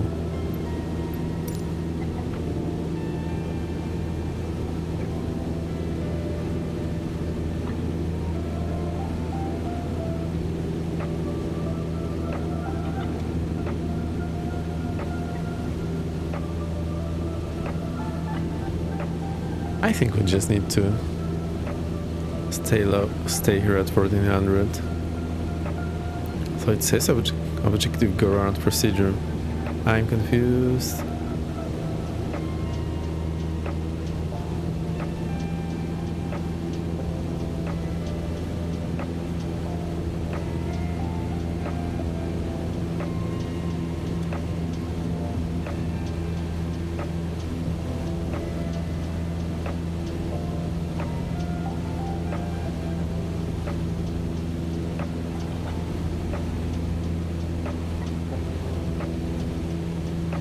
I feel we're doing this one. I lost it. Or maybe they want us to go back to 2400. I don't know. I don't know. Did you pay attention? I didn't.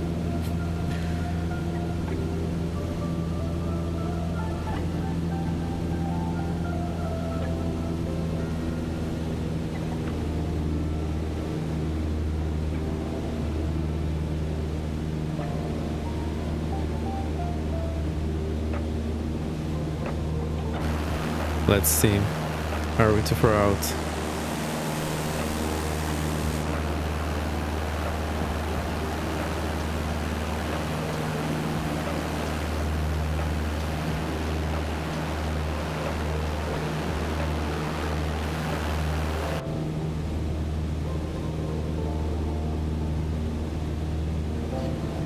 Come on, instructor.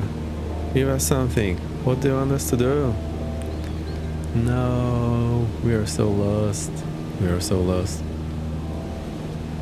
I'm looking at the map, trying to make sense where we are. I think we might be too far gone.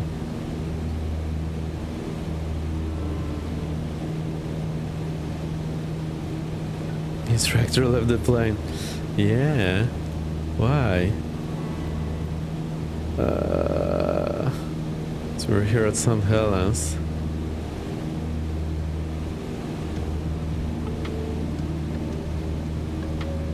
Grab the parachute and say GG. Totally. Yeah, I think we're too far gone. So we should be somewhere around there. Yeah, wait for it. Right, let's restart this thing.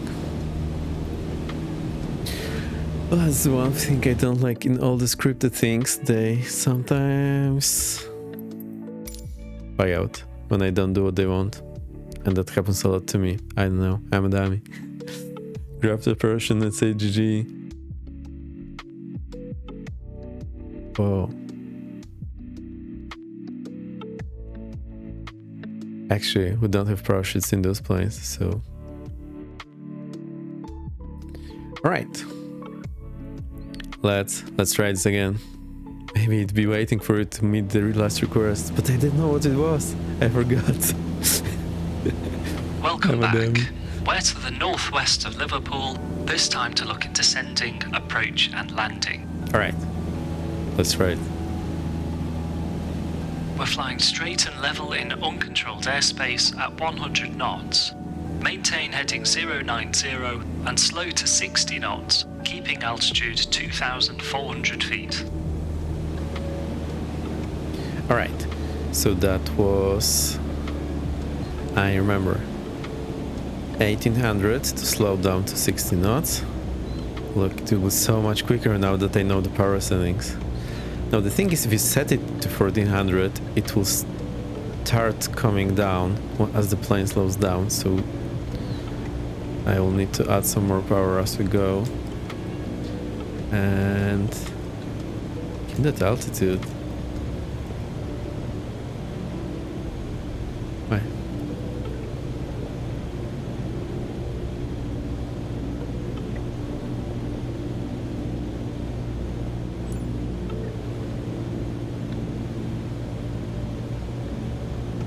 Staying level at 2,400 feet, set flaps to 10 and see how the picture changes. Alright, set flaps 10. So nose goes up, so I need to push down. Maintaining 2,400 feet, see how the nose is lower as the flaps have made the wing more effective. Flaps add both lift and drag, so you need a little extra power to hold your speed. Just a little. Now set flaps to 20 and see what changes. Aye. So I'm trimming down. Now I need more power, and that was 21, I think. Now accelerate to 80 knots. Full throttle.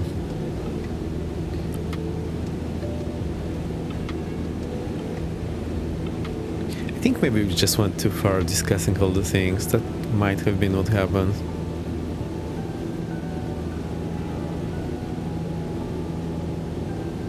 So I'll try to be tight and quicker about things now.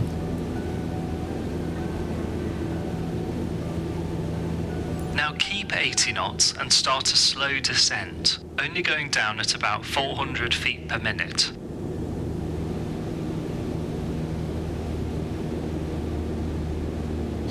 Right, I think we needed 23 for that. 80 knots, 400 Keep feet per minute. descending at Perfect. 80 knots and 400 feet per minute. This is how we'll fly down the initial part of the approach.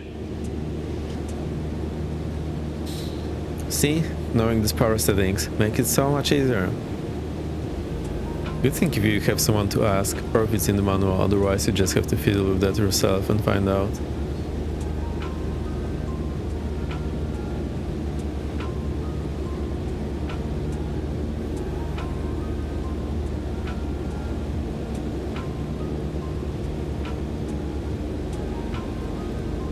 Keep the big key. Now please maintain your rate of descent and extend full flaps. Roger.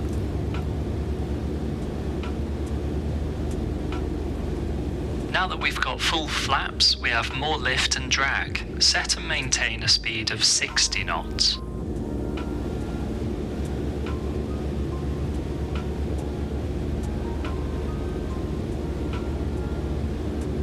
Now I don't remember what that was. I think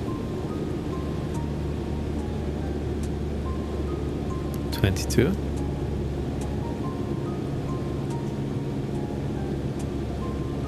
Good. forward, now holding 60 knots and a slow descent of 3 to 400 feet per minute. This is how we'd fly the end of the approach as we get close to landing. Get used to this attitude and power setting and keep descending further. At 2021. I should have been taking notes. I have not prepared, no things to take notes.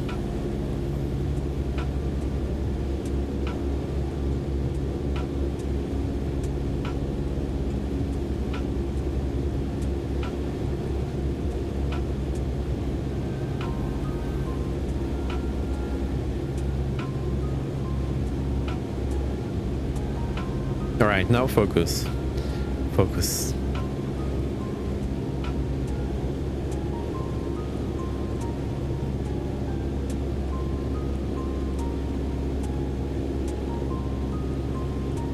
So this is how things would look as we come in to land. But if things don't go well, we perform a go-around, where we apply full power and pitch up to start a climb. Make sure not to do this too aggressively, however.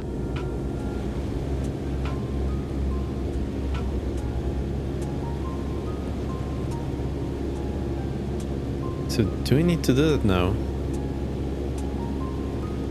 He said we would.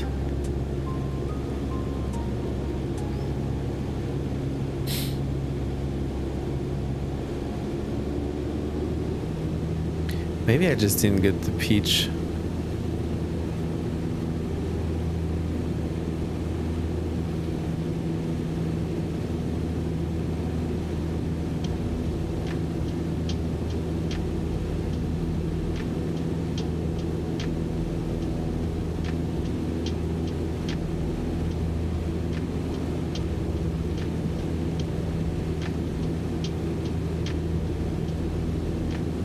He was going to ask the same thing, a little ambiguous. Yeah, I think so. Maybe I lost too much attitude and now I'm not getting to some threshold. I don't know. Confusing. Huh.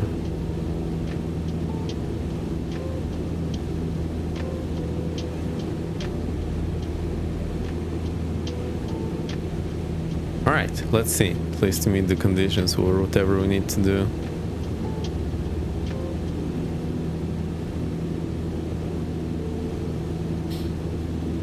Ooh.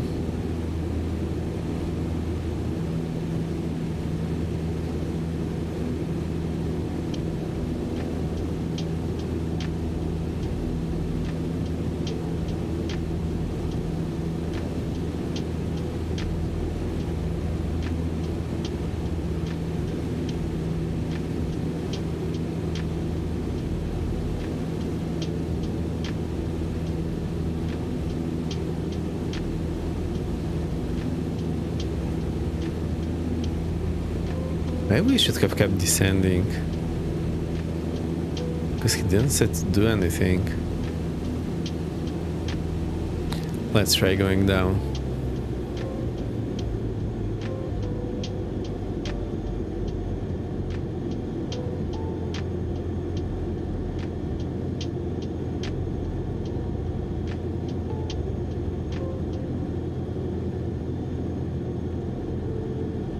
If no, I think we'll just go to land and I'll try to find offline what the Let's problem. practice a go-around. Set full power now and set the climb attitude.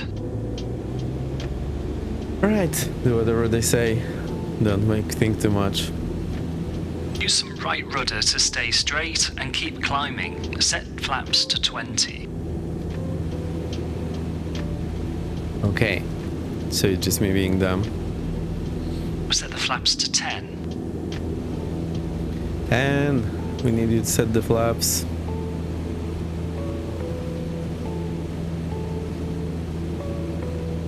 Finally, retract the flaps completely. Good. Climb to 1,400 feet and get yourself straight and level at 100 knots. Aye aye. We'll do a zoom climb. It's not the most efficient. because now it takes forever to accelerate. Yeah, there's trigger, I just don't know what the trigger was. Or actually just, yeah, I'm just thinking a bit too much ahead. I think that was the problem. It was a legal altitude, we were still like 500 feet above ground level, so that was legal. But I got trim nose down to ease the control pressure as you stabilise at 100 knots with a straight and level attitude. Now we'll head back to Liverpool and try a zone entry, approach and landing. Liverpool Golf Foxtrot Sierra Alpha Charlie request VFR rejoin at Kirby. Golf Alpha Charlie Liverpool radar clear to enter controlled airspace at Kirby, not above 1,500 feet VFR. Squawk 5052, clearance limit, car factory. Clear to enter, not above 1,500 feet VFR to car factory 5052 Golf Alpha Charlie.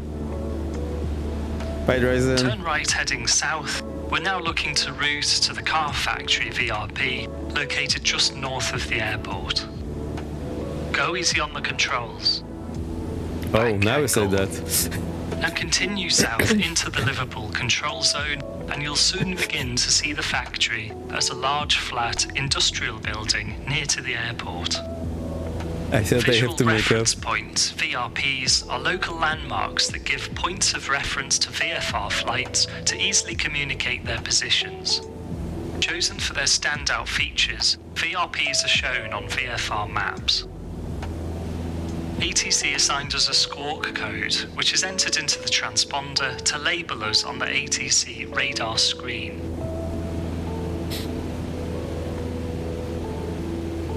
Yeah, standout features like 2 railway lines crossing. We have one like that. Good night, Ryzen. Thanks for a stream. And thanks for the raid to our pal, Seske Mikwa, and me. You saw me, tactical descender, to go below 500 feet.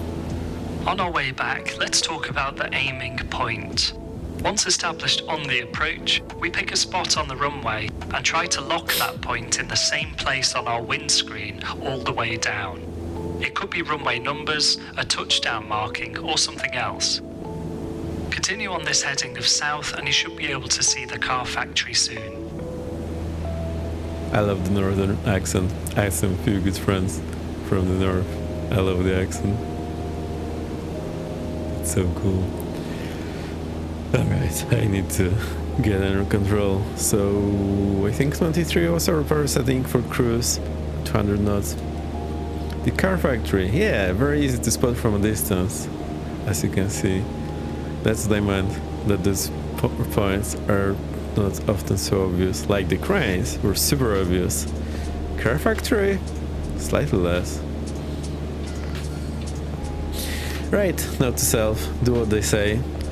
Otherwise, just keep the parameters. It will hit the trigger eventually, or the ground, whichever happens first. Head south towards the car factory.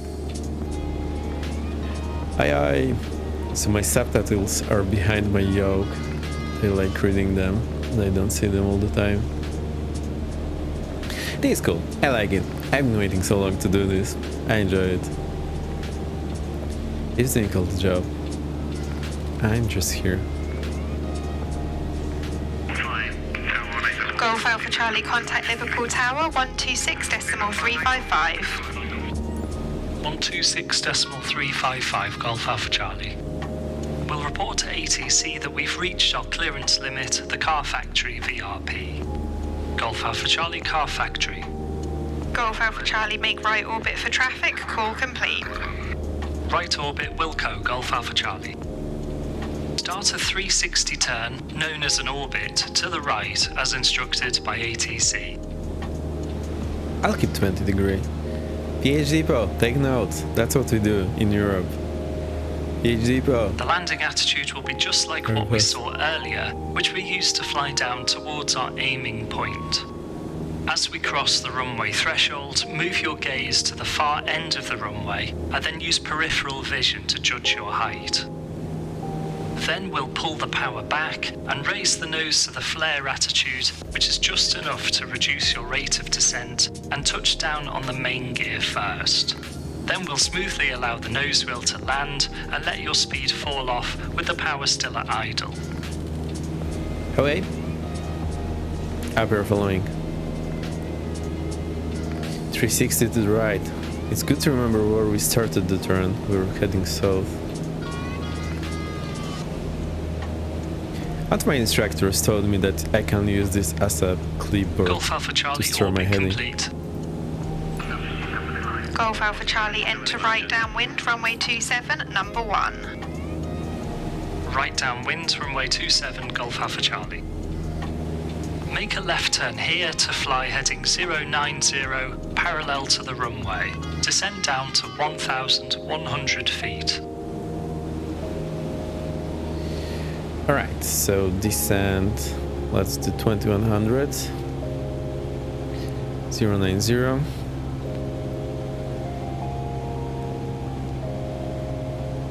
Keep flying parallel at 1,100 feet until the runway threshold appears at a 45-degree angle behind you, over your right shoulder.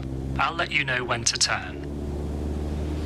Back to 23. Looking over your right shoulder, the threshold of the landing runway seems to be about 45 degrees behind us. Now's a good time to make our right-hand turn to start lining up with the runway. Start a gentle descent and start slowing to 80 knots.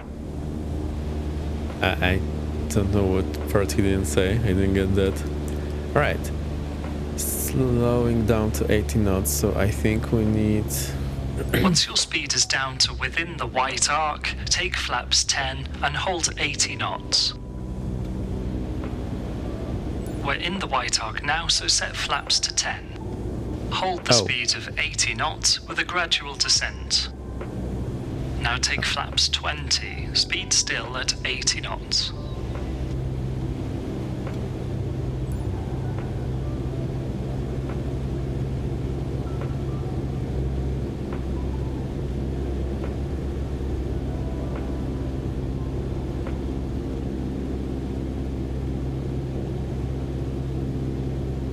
Now what?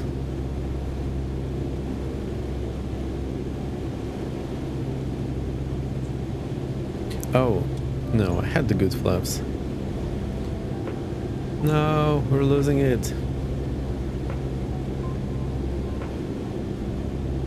I think we're supposed to hit 500 feet.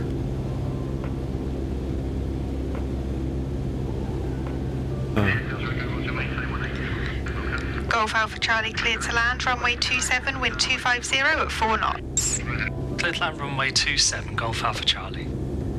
Okay, we're cleared to land. Finally take flaps full and slow to 60 knots. I think I was meant to go towards the runway.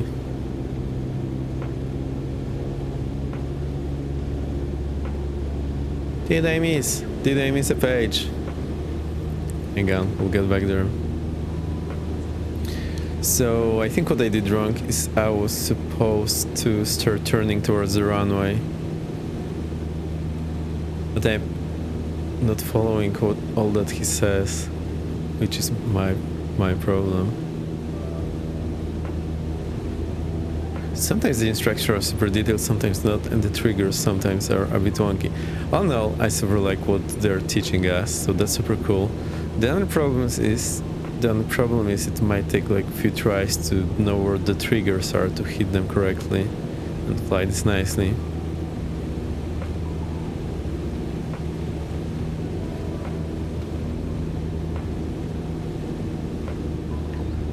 Right.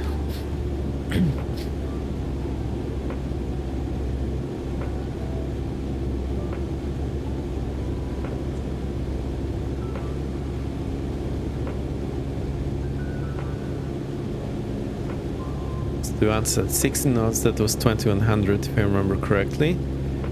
It said like 300 to 400 feet per minute, which is something like this.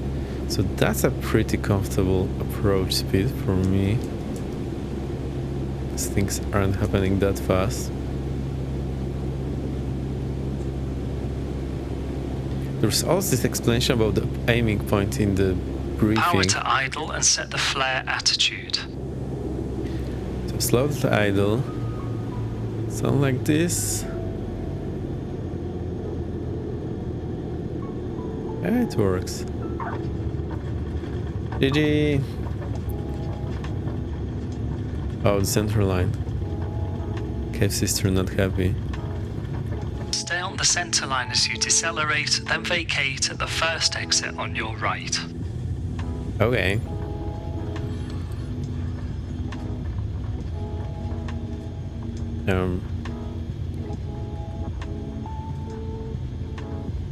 Where is the... Oh, there it is.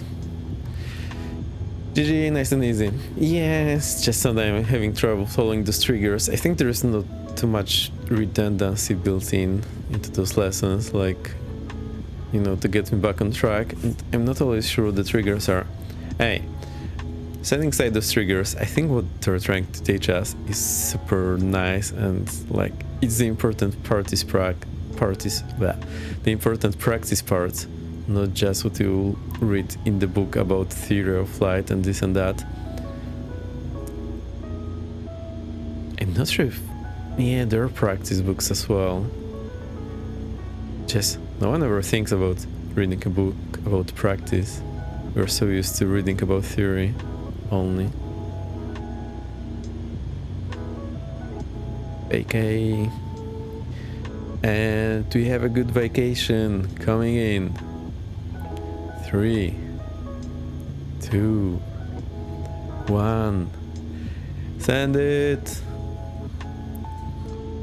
Hey, sir, we have vacated. Golf Alpha Charlie taxi via Alpha and link Kilo. Alpha and Kilo, thank you, Golf Alpha Charlie.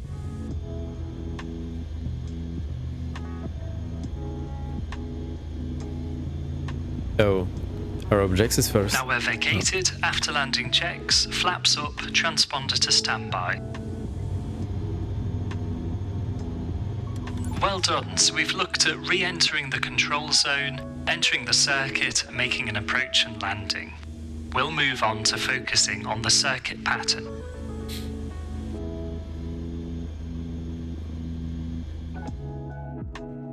We did it. I would like to redo it, but I don't feel like doing it the third time, just for the sake of your time. But a good idea.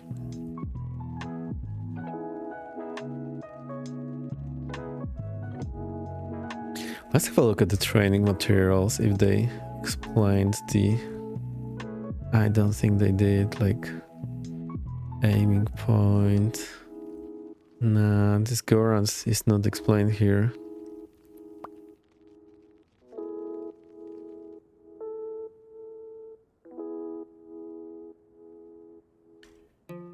Alright, fair enough. We need to take it with... We have a bit of reserve.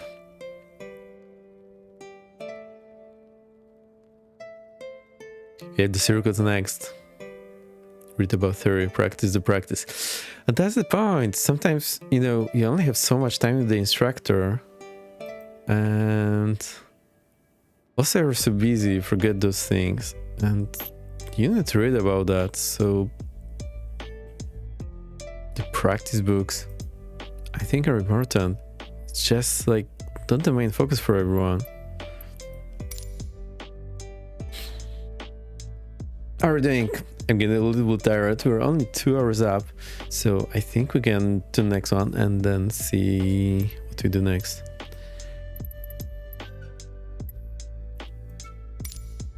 I like it. Also, the triggers in all the lessons, like this includes also the Misfits lessons, so not. I have a great habit of avoiding those triggers. I don't know. I think there's just not enough redundancy built in to get us back on track. I'm supporting the channel at the moment, but transponder to standby. Do most controllers wanted to keep more Charlie and taxiways? Maybe that's the VATSIM thing. It really depends on the region. So what I was taught was the same thing to get it to standby. But keep in mind, all of that knowledge comes before like ADSB was a thing and monitoring ground with radar and secondary radar. So we get the idea. The reason why they do that on big airports is that they have the secondary and the radar. I have your back now. Are you back? You're back. Yes. So yeah, now on the big airport, you know, it's like they have this secondary radar, they have ADSB, they might also have a primary radar and whatnot. So their focus is to track your movements. One more thing that we're concerned about, I think, is the triggering a false TCAS warning. But that is not a problem because TCAS is inhibited below certain altitude, well, certain height, based on your radar altimeter. Of course, plane like me do not have TCAS, but you get the idea. So TCAS is like inhibited, which means disabled. So even if I have my transponder on, I will not trigger that. However, what I have been taught in GA is to transponder standby when I enter the run. Well, when I taxi, then when I enter the runway, send transponder out, and when I leave the runway, standby again.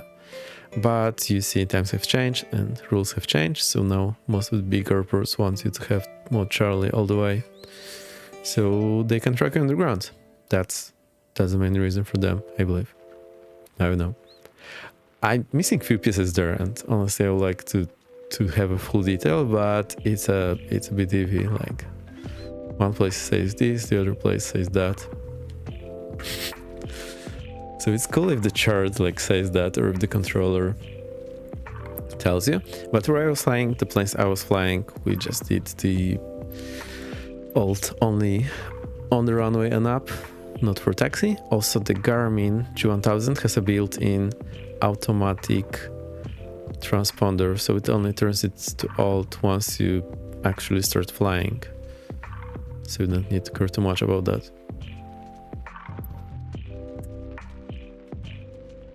Good catch, Kev.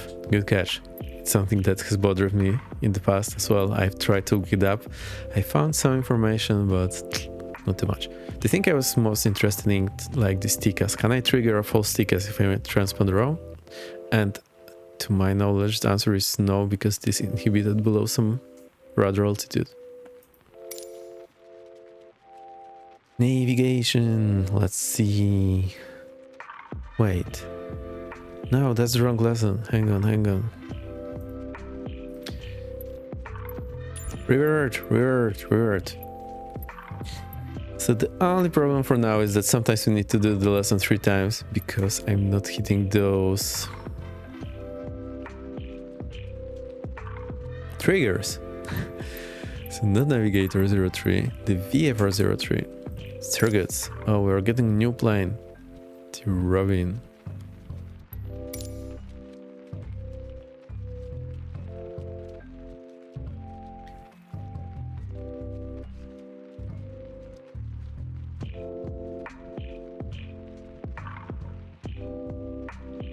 Shall we at some point redo all those lessons, just hitting them perfectly now that I know all the triggers, hopefully? It would be cool, but I don't know if I have the patience for that.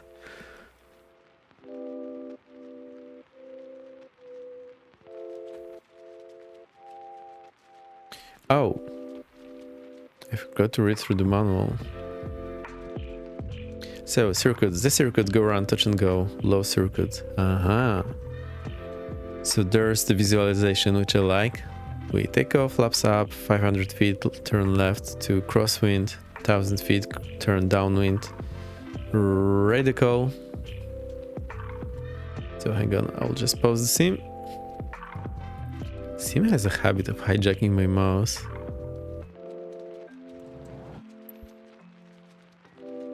Sim is paused. And then approach flaps on the base, landing flaps on the final. So it describes everything here. The legs were on to be BAMFIs. Example downwind checklist to follow is BAMFIs. Brakes, pressure, parking brake released. Whoa. if you have by mistake locked the parking brake during the flight, it has never occurred to me that this can happen and I should actually release the parking brake. Undercarriage, landing gear fixed or down and locked. Mixture rich in case of Garant, fuel sufficient for a Garant and correct tank selected, indicators and general temperatures and pressure. Keys and P's normal. Security, seatbelts fastened, doors secure and windows closed. One thing I didn't like about it is that we might be too fast for gear flaps, so often what I need is to slow down first. So we should have done that before. But the plane was flying, we followed a different flow. Yeah, imagine landing the maze locked. Sheesh, not a good day. Not a good day whatsoever. Also the train are getting a delay because of you. All the crank passengers. You have no idea. No idea. We can do that in Europe. You can't delay go around in the US, but we can do that. Imagine the cries. The CEO wiping tears with pounds. Super long explanations and text here. I'm so conflicted. On one hand, I want to read all of that, and on the other hand, it will just take too long. So maybe what you can do, long time in the future, just redo all of this with reading, and now that I know all the triggers, maybe it will go smoother. I don't know. Garant. An approach may be discontinued at any time for a multiple of reasons, including, but not limited to. That was added by the narrator, which is me. Who is me? Runway occupied. Aircraft technical fault. ATC instructions. Training. Purely executed approach. You hear the 10? Purely executed approach. Excessive runway distance consumed during flare. Yeah. Now, my problem is because I started as a glider pilot, I'm very go-minded, which is not a good thing. However, anything goes super wrong, I will no doubt go around. I have done that in the past. Procedure is similar across aircraft types: full power, pitch up, positive climb, reduce flaps, and to reduce them like step by step, making sure you don't sink, which is what you absolutely don't want to do. However, in a Cessna 152, when you reduce flaps from full to one notch up, so which is I believe from 40 to 30, you don't sink too much, but you reduce drag a lot. So there is not much lift coefficient situation change, but there is a dramatic drag coefficient change. So you are pretty much safe going up one notch. That's also why I believe Airbus memory item is ground flaps, full power flaps. Flaps up one notch, that is. These flaps. Touch and go. Touch down and shoot adequate remaining runway length. That's quite important, because believe me, the runway is coming fast at you, and you need to do few things like set takeoff flaps, then set full power and takeoff. So you might be in a tight spot if you try to do touch and go and land long. Low circuit.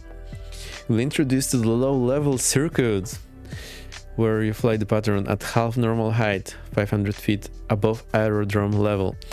I like that they say AL, not AGL, because the ground might be a different level. Think Sedona, where the ground is way lower than the airport when you're flying the circuit. So I think it's important to distinguish between AAL, above aerodrome level, and AGL, above ground level. And we always forget that it's two different things. This allows a lower, tighter circuit to be flown, which may require at airfields where terrain or obstacles prohibit the normal circuit footprints, or when the weather is bad. It's flown with reduced speed and keeps takeoff flaps extended throughout, but of which further tighten and retaining radius. We're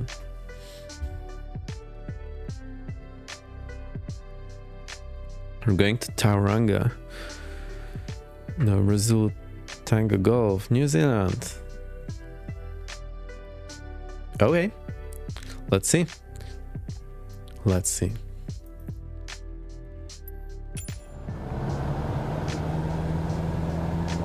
For lesson 3, we start with a new aircraft and a new location, the Robin DR400 and Tauranga in New Zealand.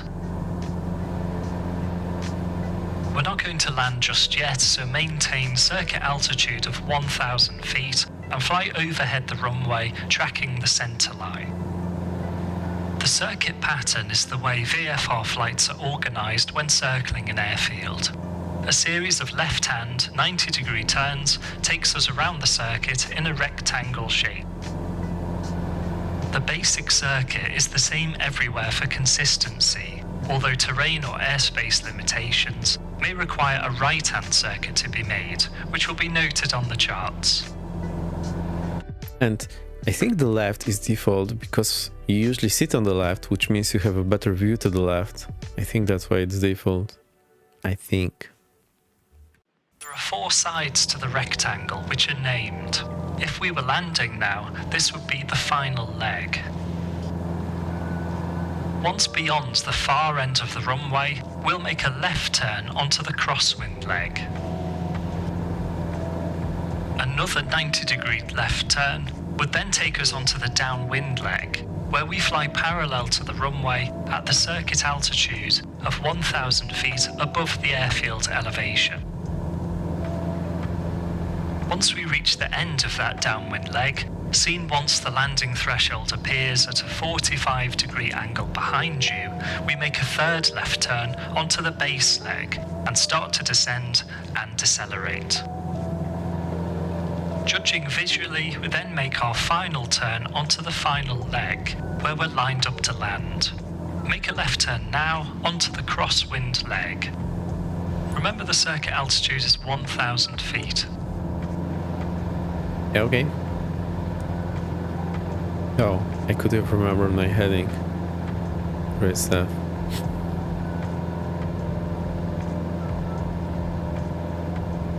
Roll out on a heading of 160 to fly the crosswind leg.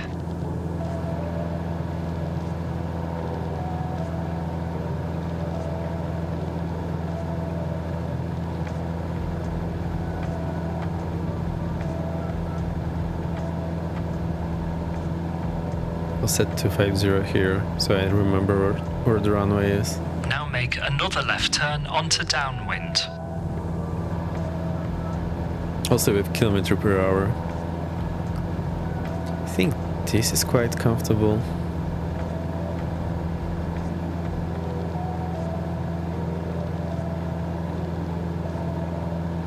Alright, so downwind is 070. Roll out on heading 070 to parallel the runway. We'll do our downwind checks.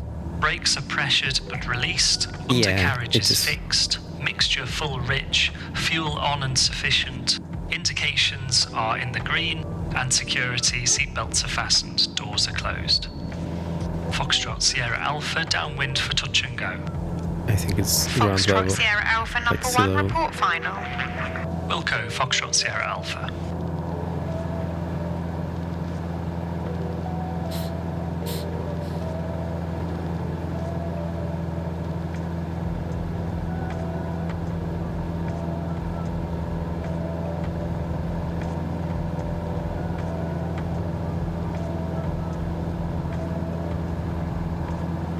Now I'm stressed that I will miss another trigger. Anyway.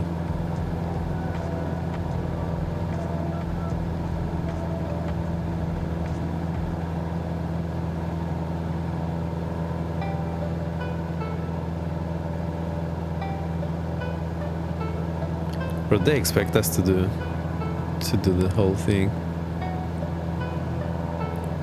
Now make another left turn, power back and start a gentle descent. Decelerate to 80 knots.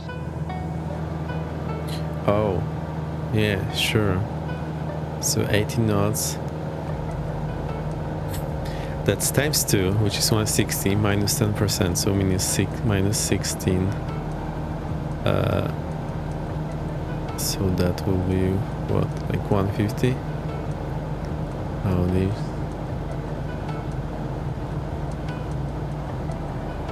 Let's go idle.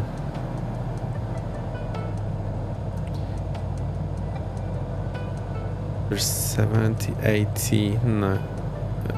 Now we're in the white airspeed band. Extend the first stage of flaps, set power and trim for 80 knots.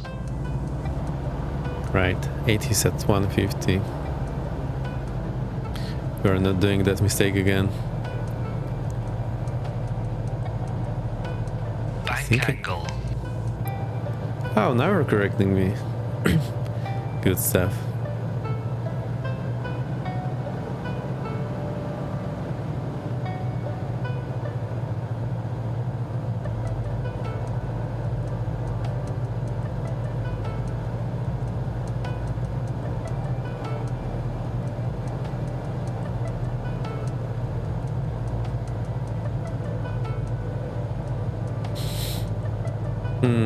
I think I missed some trigger again.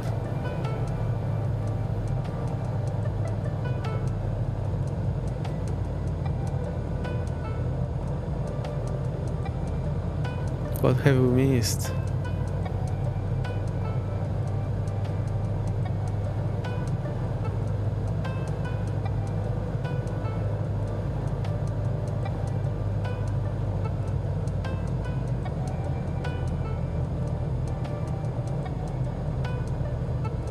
Seems I need to keep restarting this until we hit it perfectly, but sometimes you're doing like few first minutes of a flight. Not cool.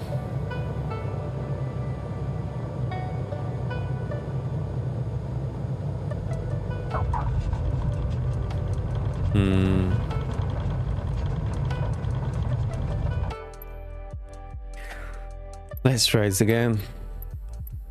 So that's a bit of a bummer that we're not hitting those triggers, and I'm not sure what I'm doing wrong.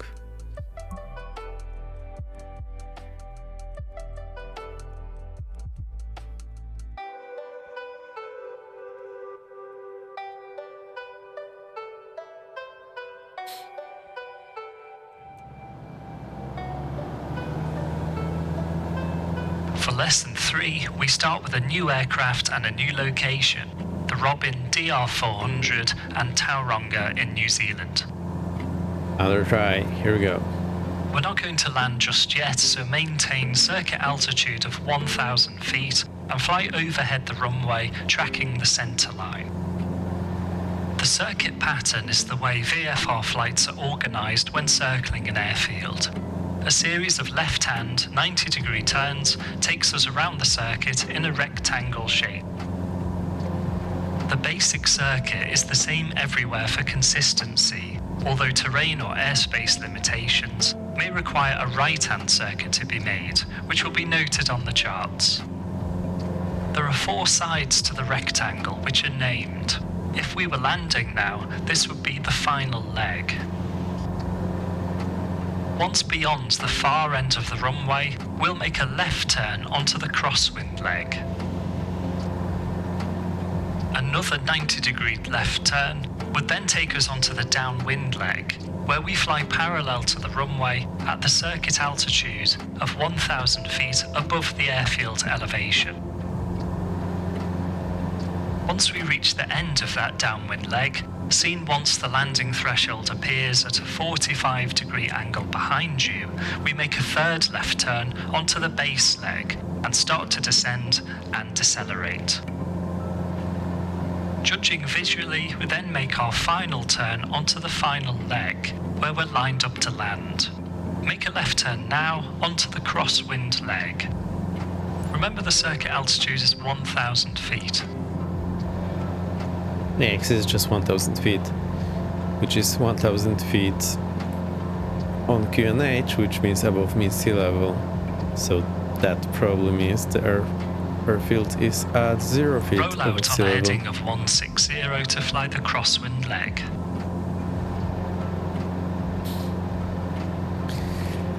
So, repeating that all the time, I don't like, but, well, it is what it is. Now make another left turn onto downwind. Remember the circuit altitude is 1,000 feet.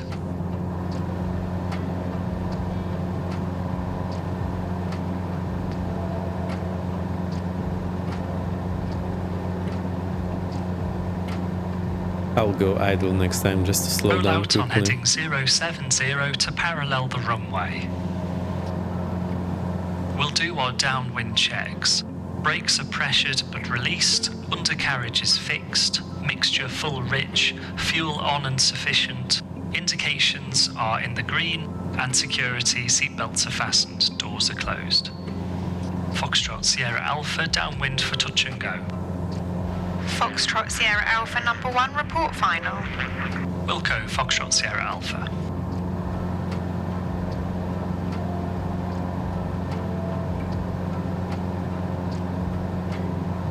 %100% focus.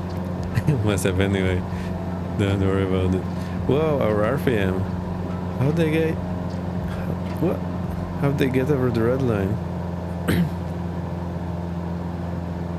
Maybe that's my problem before.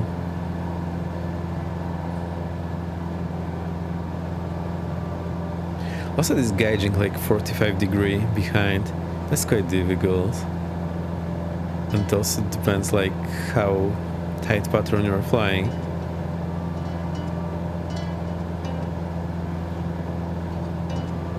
Now make another left turn, power back and start a gentle descent. Decelerate to 80 knots. Alright, it's idle. I'm doing gentle descent. Decelerating to 80 knots. Now we're in the white airspeed band. Extend the first stage of flaps. Set power and trim for 80 knots. Alright, here we go.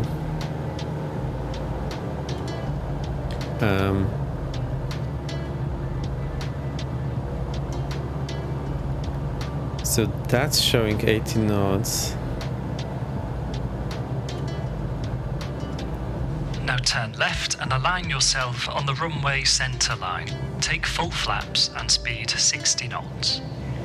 Foxtrot Sierra Alpha turning final. Foxtrot Sierra Alpha cleared touch and go runway 25, wind 260 at 8. Clear touch and go runway 25, Foxtrot Sierra Alpha. So the key here is to be quick with those actions, otherwise you'll fly too far and break everything. Also 60 knots, I see it now. So that's just a touch over 100. Select an aiming point and lock it into place, not allowing it to move up or down in the windscreen. Set power and trim for 60 knots. After touchdown, stay on the center line, set takeoff flaps and full power for a touch and go. It's staying on the windshield means with keeping the same attitude. So you keep the constant attitude and then with your power. So if I roll back the power, the aiming point will move up. If I add the power, it will move down. Relative to the windshield, of course. So I think that was the missing detail there, that I should keep a constant pitch attitude. Now look to the far end of the runway, power to idle, set the flare attitude, touching down with the main wheels. Just keep it there, aiming at the end of the runway. Yeah, not bad. Maintain the center line and set takeoff flaps. Now apply full power with some right rudder for the engine torque. We did it! Now raise the nose to the takeoff attitude.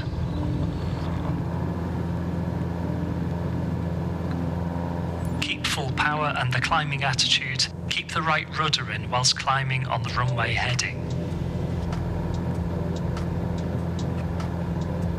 Heading back would be very helpful here, but don't have it.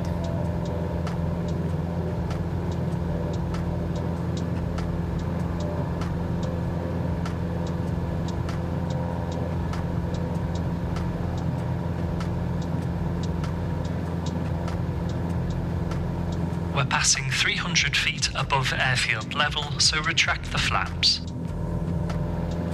Once above 500 feet, turn left onto the crosswind leg, climbing to 1,000 feet. So, all this lesson kicking in, I'm just, remembering this climbing attitude and everything. I think that's working. The only problem with the lessons is missing these triggers if you are not fast enough, so... There's 500 feet above airfield level, so make your left turn onto crosswind. I think also some details were not explained, like what bank attitudes to keep and things like that.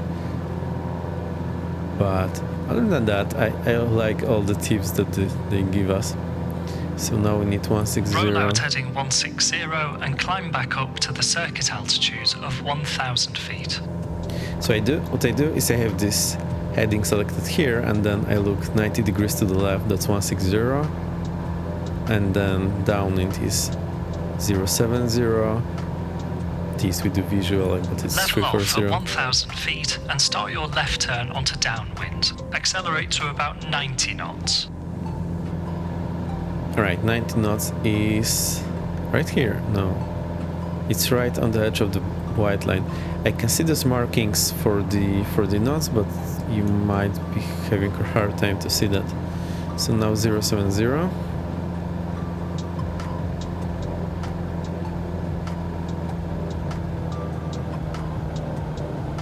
Downwind checks, brakes pressured and released, undercarriage fixed, mixture full rich, fuel on and sufficient, engines in the green and secure.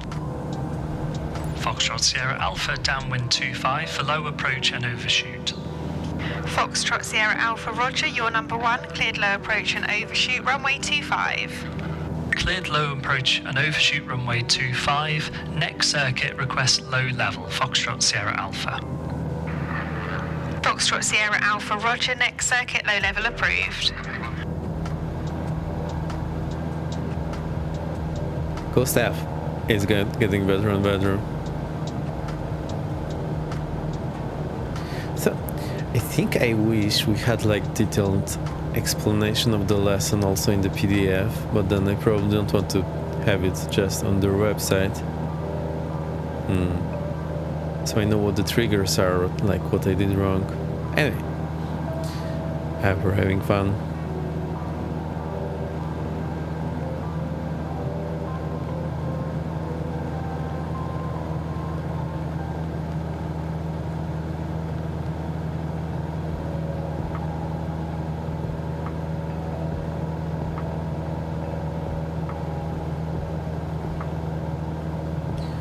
I think...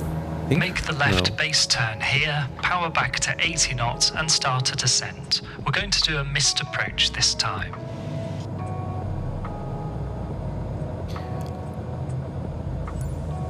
Speeds in the white band, first stage of flaps and power for 80 knots. Hey Jesus, we're doing those lessons from FS Academy. They only have a problem that sometimes I miss the triggers and I don't know what's wrong. And then I just fly and nothing's happening. Other than that, I like all the tips that they're giving. Make the final turn, take landing flaps, power for 60 knots. So it's a bit hit or miss. Like, the good things are they're teaching you the right stuff. The bad stuff is you're often missing these triggers and doing, like, you see.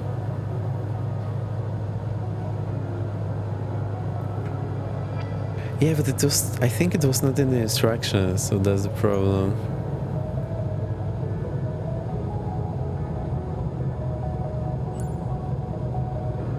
Anyway. Keep the aiming point locked in the windscreen, and I'll say when to initiate a go-around.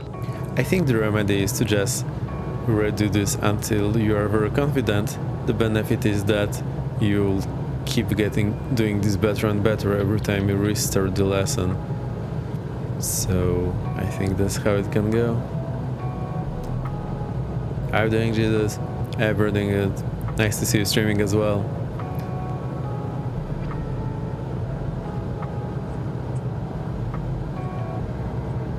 Go around, full power and set the climb attitude.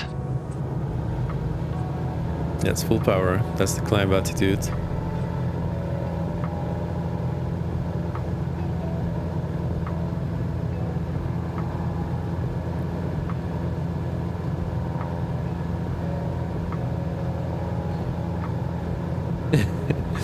Yeah, like every time I redo, I hit the next gate. The problem is, like, in this one there might be many gates. Hold the climb attitude and set takeoff flaps. Use So- right rudder to keep straight and climb to just 500 feet. We'll make a low-level circuit this time, still with left-hand turns. Keep the flaps set as they are. Now we do the low level. Oh, so that's what he meant, low level.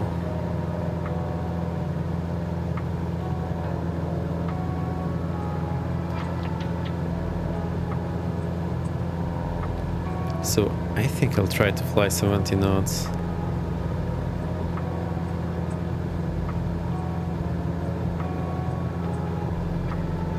Maintain 500 feet and make a left turn to crosswind. We'll make a low-level circuit, which will be tighter than before.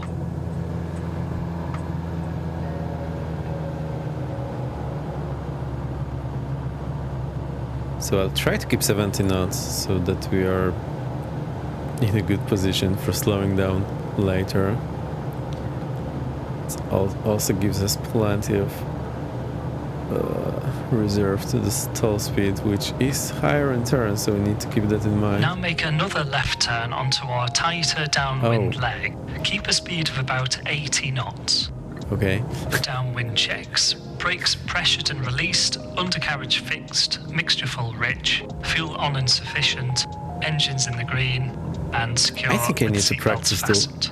to slow level Foxtrot circles Sierra more. Alpha, low level downwind, runway 25 for full stop.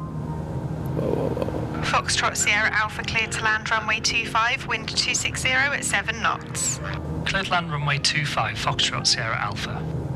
Even though we're lower and closer in, we keep the same references. So we'll again make our turn when the runway is 45 degrees behind us. As we're closer to the runway, we'll make a continuous base turn onto final, keeping our altitude until halfway around the base turn.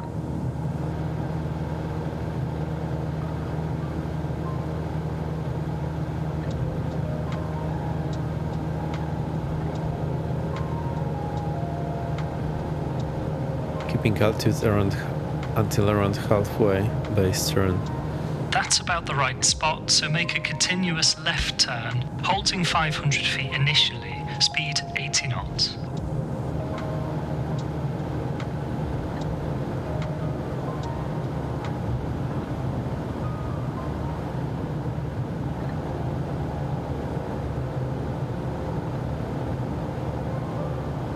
Keep the turn going, take full flaps and power for 60 knots. We're going to land off of this approach.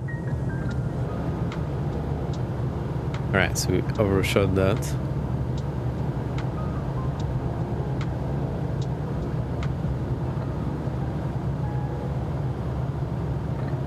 Yeah, I think we're just too used to making things right the first time, and I think this requires a lot of patience and just redoing the lessons.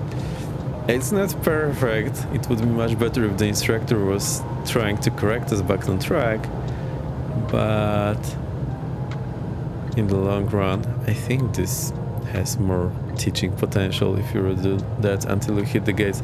And you saw me, I was also hitting the gates when I redid that, but I was also doing better in every maneuver that we tried to redo.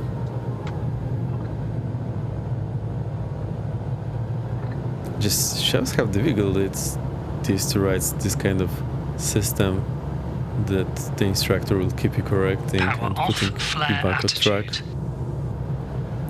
So slowly rolling tidal. What I do here is I try to slowly point the nose on the end of the runway and just keep it there, and see that gives us reasonable touchdown rates. So it seems to be pretty much foolproof method as long as you do it Keep the centre correctly. line and allow the speed to come back on its own It's without braking. contradictory. The exit is a little way further down the runway. Okay. That's it.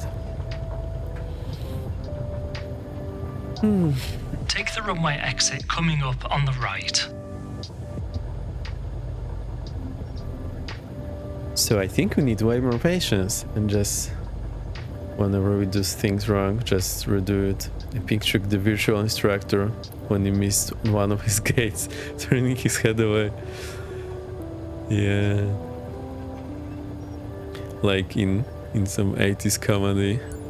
Like, alright, I'm done. If you've seen the movie Always, I think there was like one scene like that over there. The guy's like... Great, that's your first introduction to circuits complete. So, for us, I think we need more patience. For the developers, I think they need to put some more... I don't know what, just to keep us back on track, but I think it's difficult. Like, look at all these AI ATC systems, beyond ATC and say intentions. They also struggle with the same things. I think it's just difficult. You're still there? You're still sleeping, or you're all asleep? If you just come here for disease, I approve. You can do that. Alright, you know, it would be perfect if I just did all those flights before stream and then just be hitting the gates perfectly, but I think we would be missing half of the fun. I'm just really realizing how much patience we need to train everything and redo those mistakes. Just a bit unpleasant that you have to redo a big part of the lessons to hit the next gate. Patience high percentile. Most folks would have given up. Yeah, now I see why the reviews were like 3.7. I just want to go and see what's next, but anyway, I have mixed feelings. Like, I love the content and what they're teaching us. I'm just not loving these problems when you don't hit the gates and we're unsure what to do next. All things considered, I think it's still worth it to try for the content if you have the patience. So it's not as foolproof as I hoped, and well, I just don't know. I want everyone to learn this, but how do you do that without having an actual instructor? I know VATSIM has a few like flight schools that they're listed. If you go to my VATSIM, there's like this approved training organizations on VATSIM, and they will teach you for free. So I highly recommend. I haven't tried it, but I know it's there and it just sounds good. Anyway, I'm getting the groove. I'm starting to see what they want from us. So when he says to slow down to 80 knots, he wants me to slow down right now, not take 5 minutes to do feeding with the power. So it's custom content. You bought this? Yeah, I bought this. It's in the marketplace. It is in the marketplace and it's also available from the stores.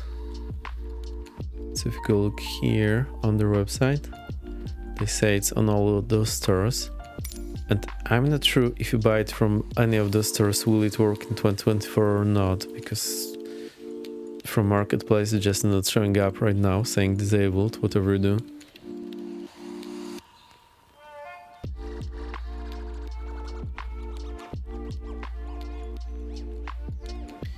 So I'll show the star. Let's see. Oh, local flight, airspace simplified, VFR weather minimums, minimum heights, overhead joint, VFR cruising levels, national differences. So that's really a lot of material to read, and it's there linked on their website. So nothing is stopping you from reading that. Because the 2024 store not there yet. Yeah, maybe we'll see. Oh, you mean Asabo? Yeah, I hope it will come up soon. Airspace is simplified, which is the only store that works for me. Oh, really? Interesting. So, yeah, we just explain anything between 10,000 feet. So Class B, mainly Canada and USA. Class C, ATC provides separation instructions between VFR and IFR. Class D, ATC provides information between VFR and IFR, but not instructions, so it's up to the VFR and IFR to avoid themselves. which sounds nasty. You actually have Class D airspace now in Poland. It changed because you only had Class C and G, roughly speaking. Now we also have Class D, and I think no one knows how it works. I think the controllers are still doing the same thing, but I haven't flown in Class D here yet, so I'm not sure. Class E rather not mandatory if VFR traffic may be separated if radio is used, which always intrigues me. How do IFR flights get separated? NG, uncontrolled airspace. Main differences about the rate. Also, they're stable. Radio plus ATC, separation, speed limit, ABCD, FG. Oh, less A. VFR weather minimums. So that is the visibility, how far you need to be able to see. Above 10,000, between 10,000 and 3,000 MSL. How far out from the clouds. However, below 3,000, it usually says stay away from clouds. And the reason is why I want to be away is that there might be an IFR traffic popping out of this cloud right at you, which is not desirable, to say the least. So we go here to the marketplace, activities, CL categories, creator, FS Academy. You need to know the alphabet. FS Academy, and they have all of this. I was buying, so I bought 3 of them, but I think if I got like the whole bundle, it would have been much cheaper. I think I made a mistake buying them one by one, but also I'm not really into, I don't know, maybe they're also good. The problem is they're using the default plane, and I know the default plane would not make me happy. But still, I'm curious what they have there, so maybe at some point I will buy the whole bundle and just be happy. I hope it gets updated 2024 with the new default planes, but I know it's some work for a developer.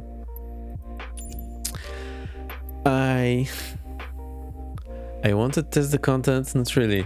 I was personally interested in like IFR, maybe VFR, and maybe Voyager, so ultimately I got all the 3 of those, which I'm mostly interested in. Oh, sorry, the Navigator, IFR and VFR, because Navigator teaches you how to navigate, so that was something I was into. But now I think I paid for those 3 like more than the whole bundle costs. So I could have gotten like everything a bit cheaper, but now I can still buy it, and it will stay much cheaper. Like divide this by 4 roughly and you'll get the dollars. By 5 you'll get the pounds. 4.5 you'll get the euros. You get the drill. So the only problem I think with the Commander Jetliner is that it is using the default A320, the Asobo one, not even the INI builds, which might not be great. The Voyager I think is just some like long rides around somewhere. I don't know. I think I'll get it at some point. Maybe we'll fly it, maybe not. Just flying a training in this default A320. Oh, gives me chills. But still, I think there might be some value in it. So, you know, I'm willing to suffer for the pain just to learn 1 or 2 things. And you saw that this reminder of in the VFR that we are doing now, like keeping the constant attitude for climb, just helping me, this explanation how to land. Also like, oh yeah, I forgot this. I knew that back in the day, but then I started doing things by feel and I forgot how to do that. So, you know, I think no matter how much you think you know, it's still a good idea to go back from the basics and repeat that every now and then. Do we do one more? Do we do one more? Are you still there? Are you all asleep? Everyone's just coming for the Z's, the soothing voice, the vibes. Let's do one more. And do we do redemption next time? Or do we... I'm awake. Sure. Thanks for staying up, Kev. Next time, do we continue or do we do redemption? Also, one thing I noticed is that the analog Baron overhaul, like Baron, all the Black Square, they are now available in the marketplace, and they also work on Xbox. And from all the add-ons I could recommend, I think I could recommend those the most. And all the extra scan I can get, you know that. Oh, so it's you bumping all those VOD views. Also, I'm putting all the VODs on YouTube so they stay up there forever. So you can always watch them if you want at some point. Like all the old ones except for my first 2 weeks of streaming, I think, where I didn't know I need to turn on auto-saving VODs. Otherwise they're not there. The third week was rough. First stream I did, I slew my plane 180 degree on the ramp and I forgot to align the directional gyro, and it looked pretty okay, and then I got so confused about why the VR is... Oh, it is great. I loved it. So if you go here, all the aircraft creators, and you go to the black square, you get all the aircraft. However, there's one problem because they recently added the bundle, and the bundle shows up under Just Flight for whatever reason. And there's 2 Just Flights. I think it's... Yeah, it's this one. So see, the Steam Gauge overhaul bundle shows under Just Flight, which is confusing, but still. So, there. I've had some autopilot issues with the Duke recently, so I'm not sure what that's up to, but I think Baron, for me personally, is the best, and the Kinger. I think I like those 2 most, but honestly, the Dukes are most sophisticated. TVM is also fantastic, like, they're also good, just get them all. I don't have the velocity, so I'm not sure. And Nick is now working on the Starship. So I wonder what that's doing now. Either he's adding all the fancy 2024 features or he's finalizing it for 2020. No one knows, only Nick. At some point it will come out.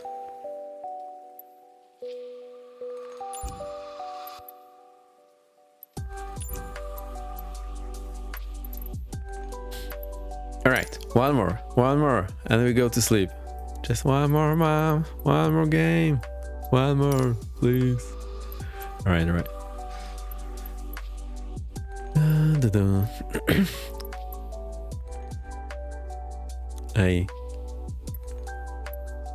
I still have a hard time keeping the patience redoing those flights. At least I'm seeing what they're expecting. So local flight, and will be what? That's 4 out of 12, so that will be a third cover.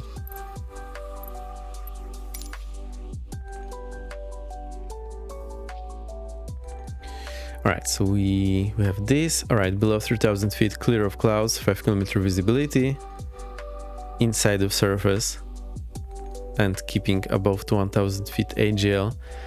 The legal things are depending on the place, but usually it's 500 feet AGL above ground level by default, and then 1000 feet above anything like houses, cities, whatever, and 1000 feet above like big obstacles. Oh, you have it. Minimum height 500 feet above obstacle within 500 feet. So that's the usual one, the congested area, 1000 feet above the highest point. The local regulations are very different, so be sure to know them. Also, the ones in Poland have gotten to the highest levels of absurd, but there are no backpedaling on that. And finally making it right, glide clear rule. The above minimum heights may need to be increased to ensure that while flying over a town or city or large open air gathering such as music festival, you must always have enough altitude to facilitate a glide to a safe area for an emergency landing. Easier said than done, but yes.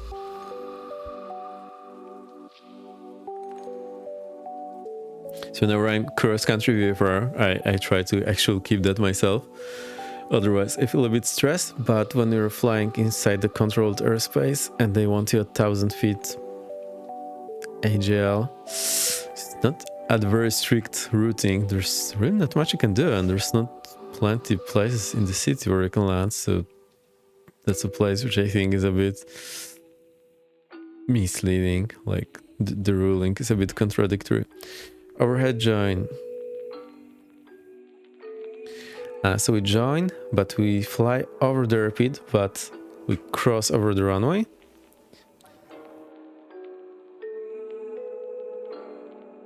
So we can visually inspect the airfield. Just keep in mind that from the aircraft you can see to the sides, you cannot really see in front and under you. So that's why we fly over the airfield at a 90-degree angle. We have a good ability to inspect whatever is happening there, because we just fly over the runway like we did in the previous lesson. It's very hard to get a glimpse of the runway or anything. So we fly over, then set the cruise altitude on, they call it that side, and then we reach departure end, so like after upwind and our first turn. And yeah, then we basically join the pattern. Alright, that's pretty cool. I think that's what the Misfits lessons were trying to teach us, but their description was so odd, I didn't get a clue what they were trying to say. Arrive from the live side. Step 1, arrive from the live side. Overfly landing and descend to cruise circuit altitude. Overfly departure and join down leg.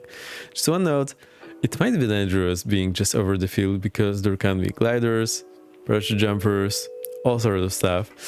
So I just like joining downwind. Maybe making a low approach and a go around without touching the runway and then inspect everything visually. It just, more often than not, is safer than flying over the field and running into someone that you didn't see. As odd as it seems, this seems to be the safer option.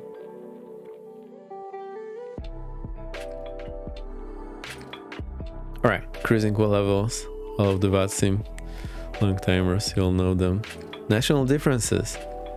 Alright, all English speaking countries, but there is quite a few. And we're up. So we can start here at Thames. Mata, New Zealand, I think, yeah. Map courtesy of Sky Demon. Wow, next is Night VFR. So I have an itch to read through all of that stuff. I also have an itch to redo this lesson and make them perfectly. But maybe not today. Also need to do something in the chat that I know the ad is running. I hope the ads are not throwing away. You can always, well, my recommendation is the Twitch, what's it called? Twitch Turbo. But, you know, then you just don't see the ads ever. Which makes other streamers unhappy because you don't get this ad. Which I totally understand. So, dealer's choice.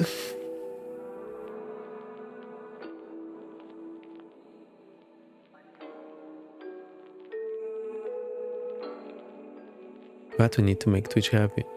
Hopefully, if anyone new comes and they're not running into pre-roll ads, maybe they'll stay, maybe not. You never know. Alright, last one. And we go to sleep.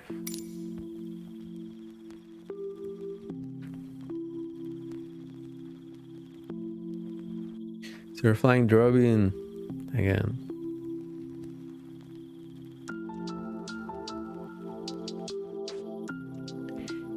These are reflect on other websites still up. Let's see. It may or may not be up. I'll see another day. Whoa! This guy. Whoa! No? No grass? My mouse. My mouse is cursed. You join us in the Robin as we're backtracking runway 32 at Thames on the New Zealand's North Island. Keep taxiing towards the end of the runway. We're going to conduct a full VFR flight completely in uncontrolled Class G airspace. To begin, we'll depart Thames via the circuit and start heading southeast. Okay. Backtrack the runway.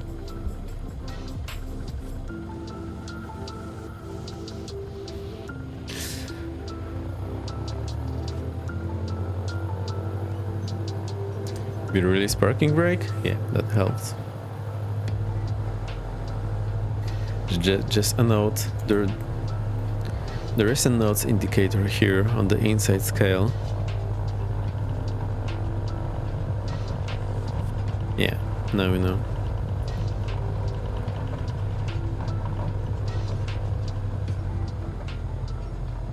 Oh look, we have grass.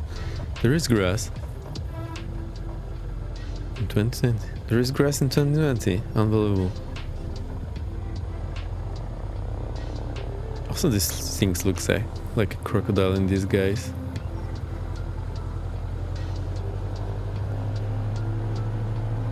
I saw this meme recently.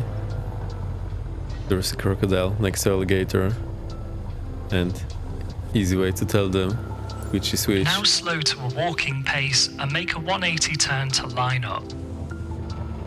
Alligator is next to the crocodile. So what I do like 45 to the one side and then 180.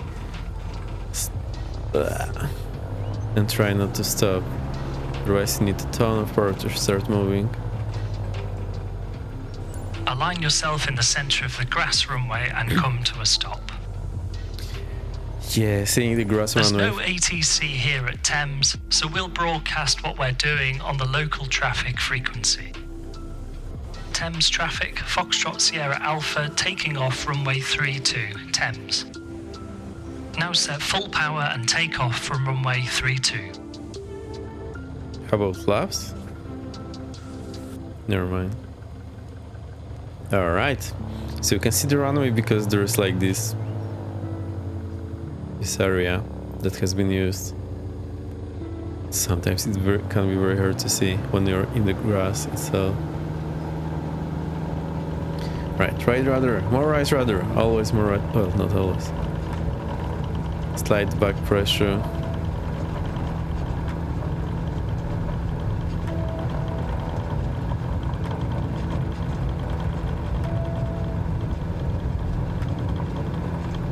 Raise the nose to the climb attitude.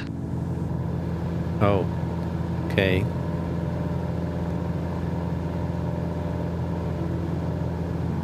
Hold the climb attitude and fly straight ahead initially. We'll join a left circuit after takeoff. Right rudder to keep the ball centered. So he's saying hold the climb attitude, not hold the climb speed. I think that's pretty good. Alright, try not to fly into the mountain.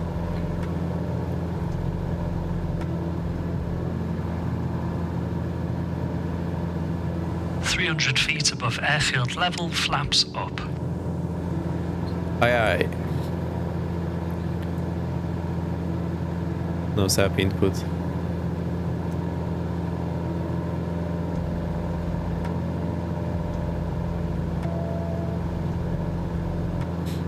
We're passing 500 feet, so make a left turn to the crosswind leg, climbing to 1,000 feet circuit altitude. I just set 3-3 here, so I remember what the runway is. So that gives us 2-4.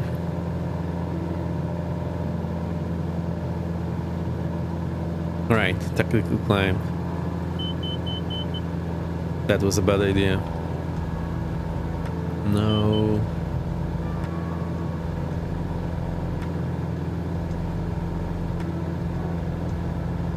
This plane not powerful. Small plane. Small engine, Level off small at power. 1,000 feet and turn left onto downwind, heading 140.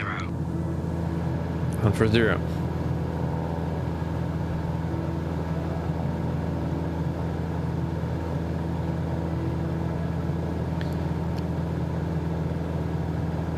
Also keep the 80 knots, so top of the white arc.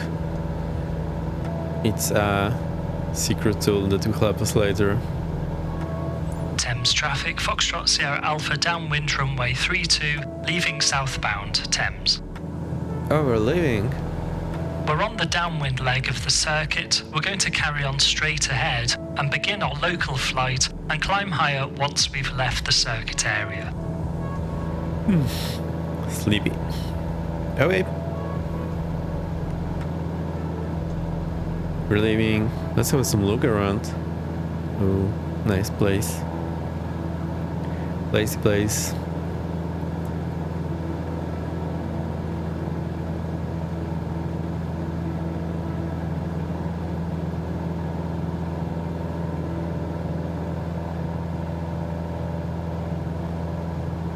All this sun, all these lights in my face for the streaming, and I think I'm not getting any vitamin D out of this. I need a refund. 140, so we roughly follow that road. So I'm pretty sure it's explained the navigator course. I feel like I want all of them, but let's see. Actually, there was a good discount on the full bundle, so I might just get it.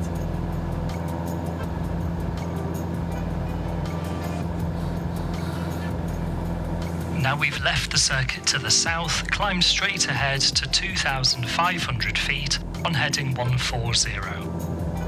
Oh, climb 2,500.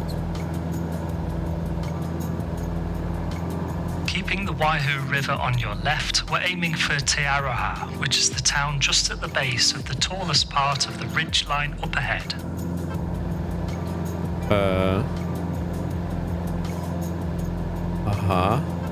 Oh, just in front of us. Oh, I think this one over there. Yeah, that's what it means.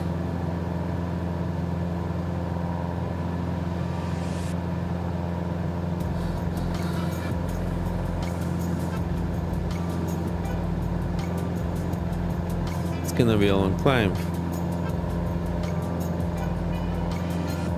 Actually, since we're going there, we're good.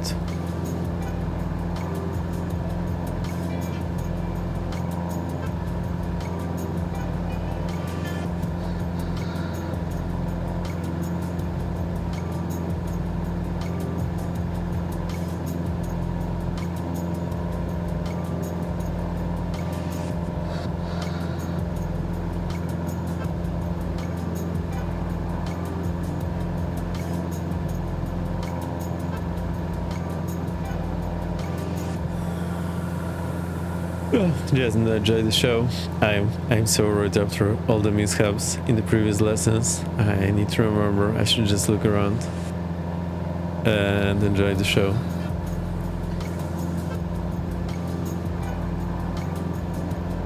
There's a thing with New Zealand with the tiles popping in and out, being them standing up at the World Update some long time ago. It's pretty fun to watch.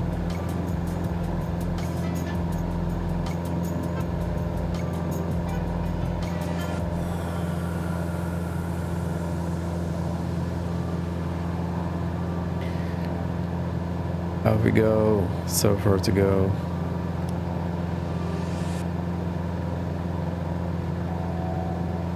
Anyway, all things considered, I think I learned a few things and reviewed a few things. So, good stuff. What I'm really missing is probably those power settings, like have them written down. Maybe in the lesson notes that I have in PDF. It would be super cool to have these power settings written down, because that's what the instructors always gave me, and honestly it helps a lot knowing them in GA. And whenever I fly a new aircraft in the sim, I try to find them and remembering is the hard part. Did you learn anything? Didn't learn anything? You already knew these things from IRL. Like I said, most of them I did, but somehow you forget them along the way. Like, you know, you get good at it and you Keep flying forget. heading 140. You forget how to do that, what you should be doing. Level off and maintain 2,500 feet. Accelerate to cruising speed of about 100 knots. Like this, looking at the runway end when flaring. Like Set power to hold 100 knots and make sure you're trimmed out. aiming for pitch, for climb attitude and decent attitude, not for speed. Like you do this by feel, and at some point you forget because your target is speed, but your ultimate target is speed, but what you first need to aim for is the attitude. So you learn that the right way, and then you forget so early. No, really, I like going over those things because Lean the mixture slightly if you haven't already It's to good. make the engine's fuel-to-air ratio more efficient. You may need to reduce power and retrim afterwards.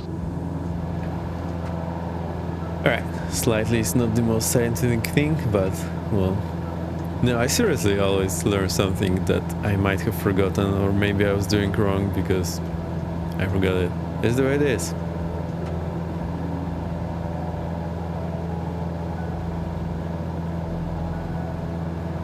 So, always Maintain fine. Go back. 2,500 feet.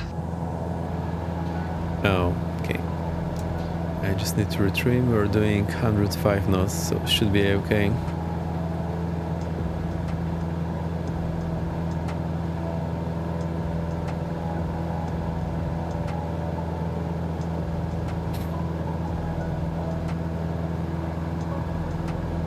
Awesome, that's one more reason why we... We're now flying visually in uncontrolled airspace.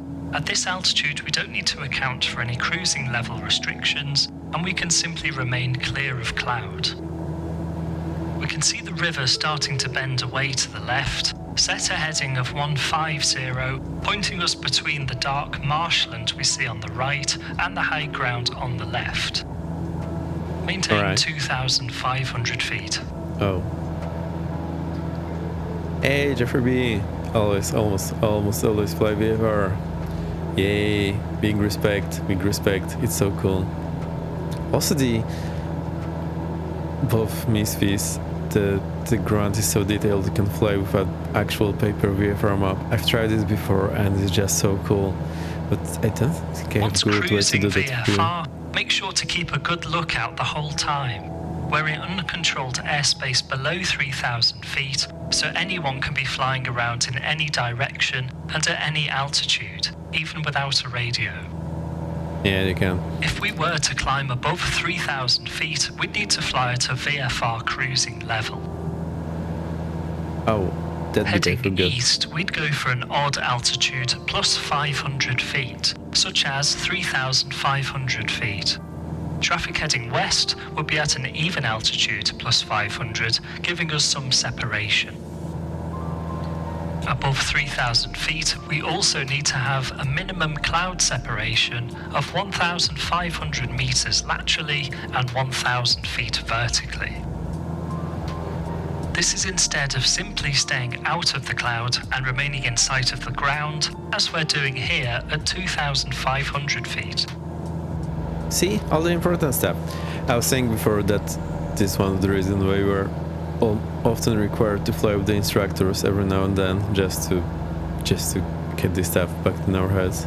If you look to the left, you'll see the town of Pyaroa, and just beyond that a gap in the ridgeline called the Waihi Gap. Watch for traffic going in or out of there and continue heading 150. Alright, this is going much better than the previous one when I wasn't hitting the gates, but, well, still. Time well spent. I am actually enjoying it. I just wish I can do these lessons again and hit this perfectly, like not overshooting anything and whatnot. It should be the instructor telling me, like, hey, turn final now, but I understand there's too many moving parts and parameters to have that easily coded. I'm pretty sure it's doable, but you see, me poor student, doing something wrong, spirals things out of control so fast.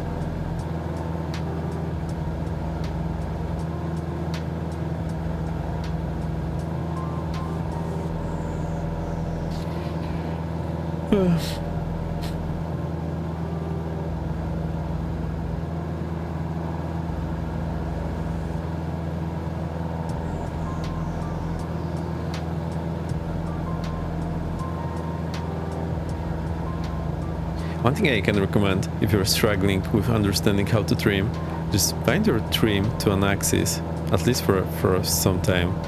It just makes it so much easier because you finally have a feeling what's going on.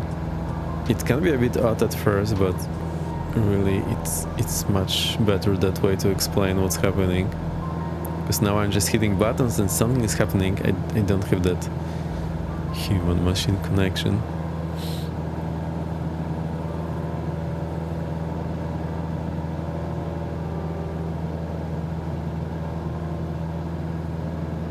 Place. Also, I said that the traffic will be coming through the pass here. That's a cool note. Somebody is perfectionist. Yeah, it's me. It's my second name. I am. But also I can never be perfect, and yikes.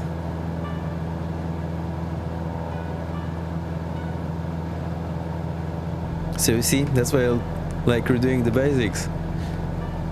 So I can get it a bit perfecter. Me too, to an extent. GG, Kev, welcome to the club.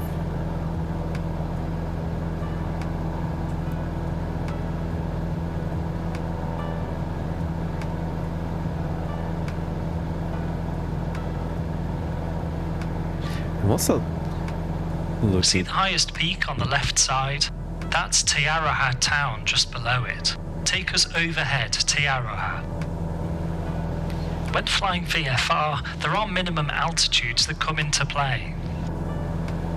Unless we're taking off or landing, the rules are that we can't get any lower than 500 feet above the ground or any person, vehicle, building, etc.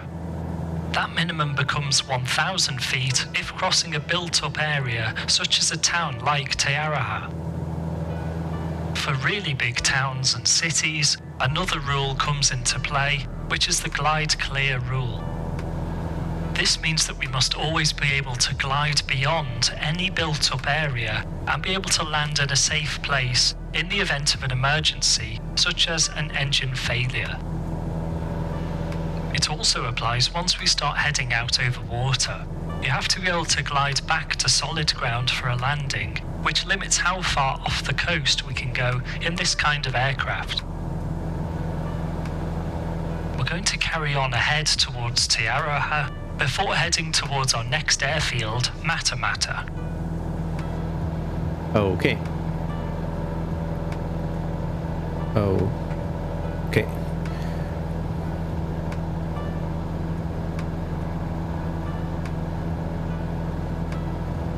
So see, all the important stuff. Also, I think is that when you have to learn for the exams, you have so much knowledge crammed into your head, you forget which parts are the important ones.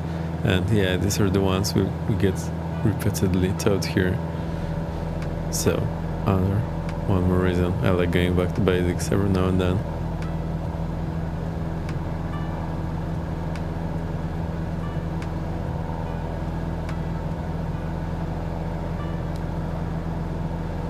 Oh, look. Does Volanta know where we're coming? No, I think it's just guessing. Or maybe it got it from the flight plan filled in the Misfits. I'm surprised. I honestly forgot about Volanta. Slow plane.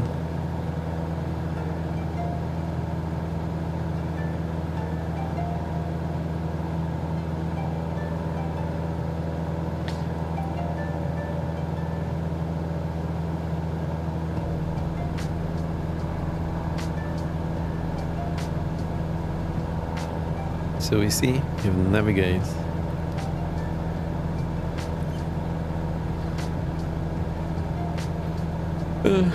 Good thing I understand what's written there. Most of the time. Alright, have we missed anything. Also, good idea, not fly directly over towns. People don't like it because it's loud.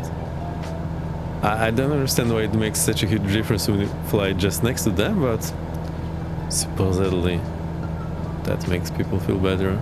Also, you can see the town a bit better, so that's pretty cool.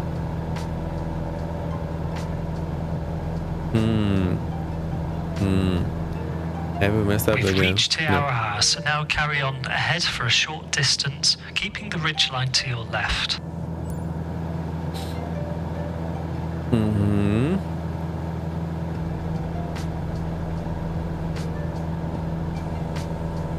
As we get closer to the ridgeline, become mindful of turbulence. If the wind is strong and is coming from the other side of a ridge, you can find severe downdrafts, so always give high ground some extra space when downwind of it. If you look to your right at about 1 o'clock, see the long straight road? Turn to heading 160 and follow the road, keeping it on your left. Alright, so that's a cool demo. At least they try to demonstrate us that we should beware the lee side of any ridge, because there's weather turbulence and Follow this straight road and it'll take us towards Matamata Airfield. The road is an example of a line feature. Line features such as roads and railways are great for following, but if crossing over them, be mindful that they don't give precise lateral guidance, unless there's a standout feature, such as a junction or a town. When following a line feature, keep it on your left side, as this makes it easier to see from your seat. Traffic following the line in the other direction should also be doing this, giving you some separation. Keep a heading of 160 to track the straight road. See? All the cool tips, like don't just fly directly overhead it, fly to the side so you can actually see it.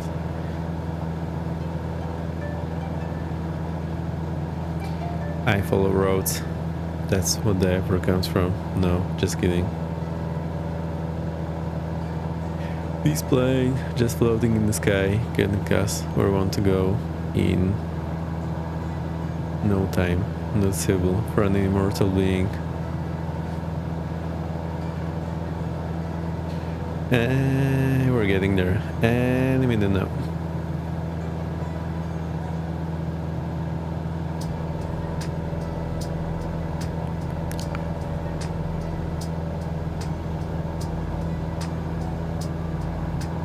Alright, this lesson is much more chill. Keep a heading of 160 to track the straight road. 160. I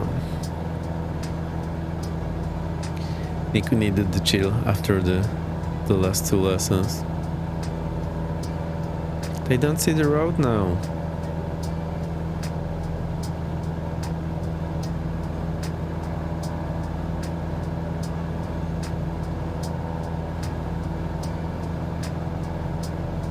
We're going to enter the circuit at Matamata. Although it's uncontrolled, we still use our radio to broadcast our position and intentions and listen for other traffic. To enter an uncontrolled circuit, we use the standard overhead join, which has us arrive overhead the airfield at circuit altitude plus 500 feet, looking down onto the airfield to observe the runways and look for any other aircraft. The live side of a circuit is where the circuit pattern is. The dead side is the other side of the runway, which is where we do any descending down to circuit altitude. The road we're following kinks off to the left, but we're going to keep heading 160 as it takes us straight towards Matamata. Start descending to 1,700 feet.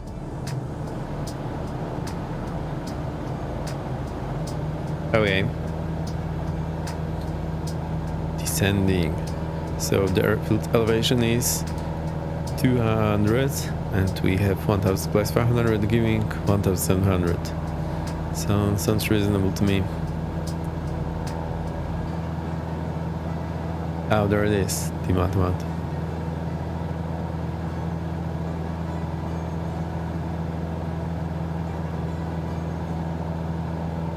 Perfect. Also it's getting closer and closer to the sleep time. a speed of 100 knots. Oh.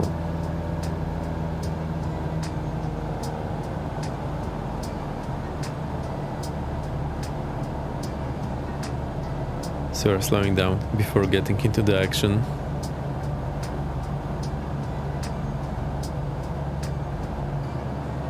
We make a radio call before we reach the overhead to give advance notice to any other aircraft in the circuit.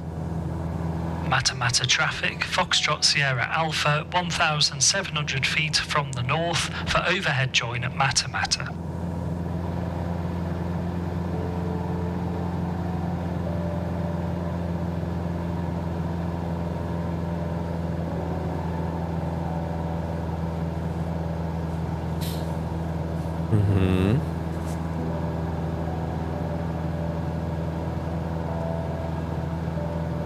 Also, spotting this airfield from distance, not easy.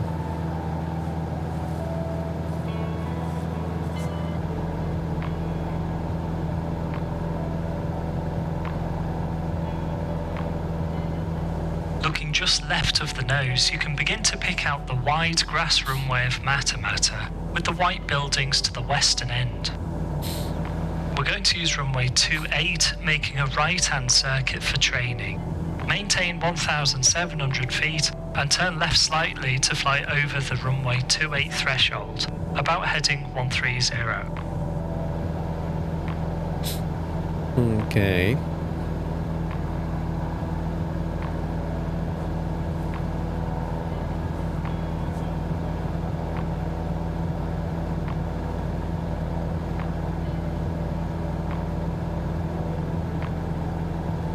I always have a hard time keeping the altitudes in the same, but I think it's getting there. Just barely.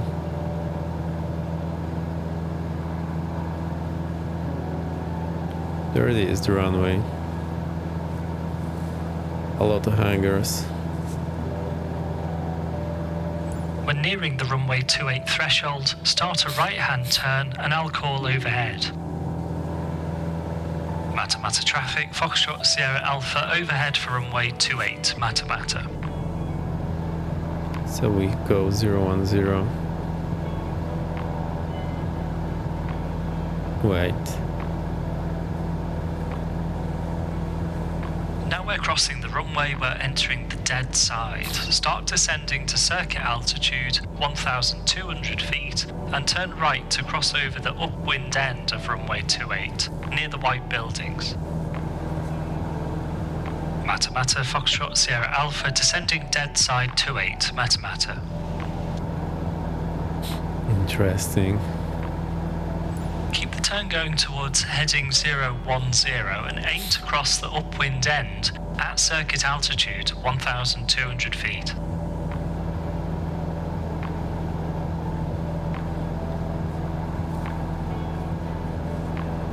What the mess up with those headings? Huh.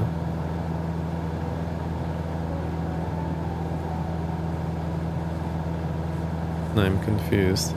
So, what?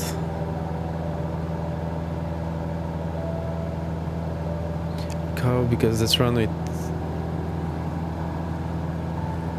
28 far end, so we're not runway 28, we are the opposite runway for landing. Alright, now it makes more sense. Now we're crossing the upwind end, we should be 1,200 feet and about heading 010 as we enter the live side.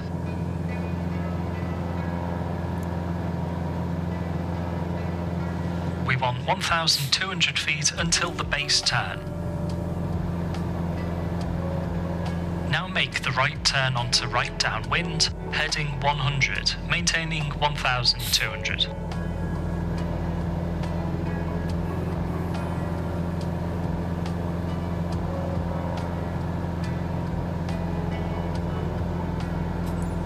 Mata Foxtrot Sierra Alpha, right downwind 28 to land, Mata. downwind checks, brakes pressured and released, undercarriage fixed, mixtures full rich, fuel on and sufficient, instrumentations T's and P's are in the green, and cabin secure. Notice how it's a little harder to see on a right-hand circuit. This is why they're typically made to the left. Yes.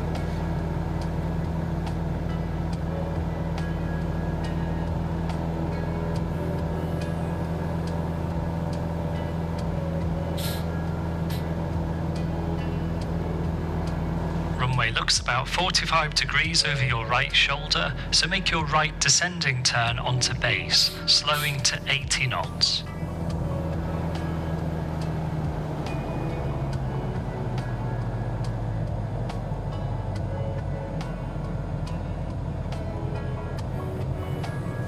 Once inside the white airspeed band, take first stage of flap and hold 80 knots on base.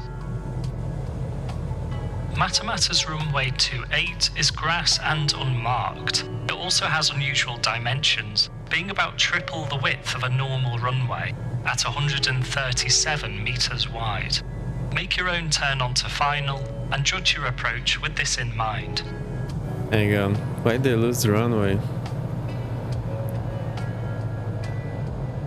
Where is it? Oh no, we're so lost.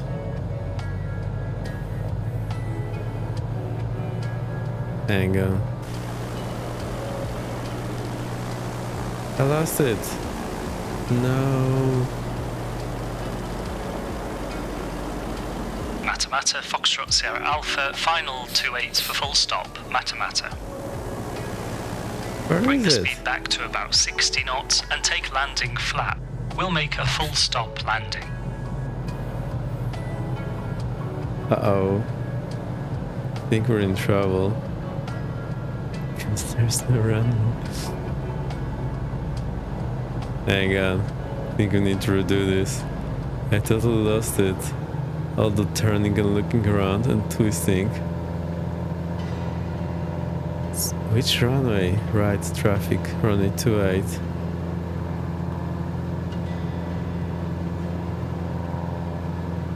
Alright, let's do this again.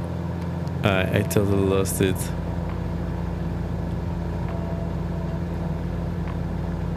Where is the thing? Alright, we'll just climb 1700. Oh, no, we're not there yet. Until I see the thing. Bummer, it was going so great. Now I'm so lost. I saw the hangars and everything.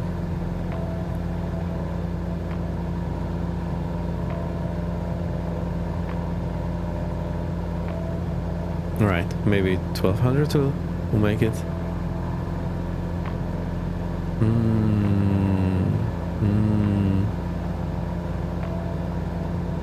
Alright, cheating. I look at Volanta. Hang on.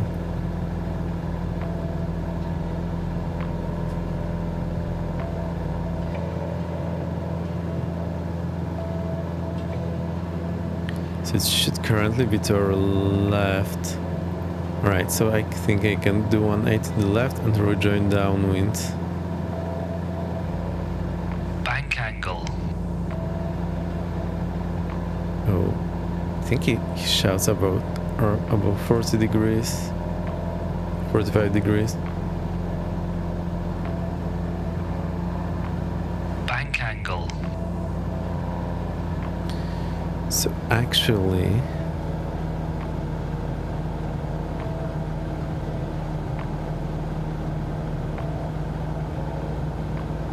alright, so now should be on 28 down, and there it is.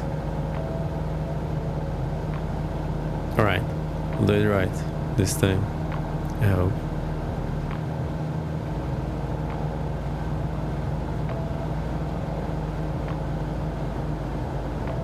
So, the way we do it, a beam, just reduce a lot. Flaps first notch, slow down. There's the runway. Right, so we go around those fields near that white yellow area.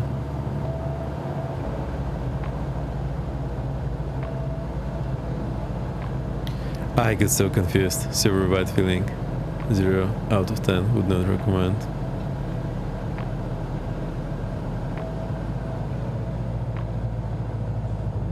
As this grass runway is unmarked, choose an aiming point roughly where you'd expect to find the runway numbers and keep that locked in your windscreen. The Yeah. wideness of this Much runway easier. will give the illusion of being low, so try to account for this. Choose the run, I can actually see the runway. Also, we're so fast. This guy learning for 3 hours, now butchering all of it. Anyway.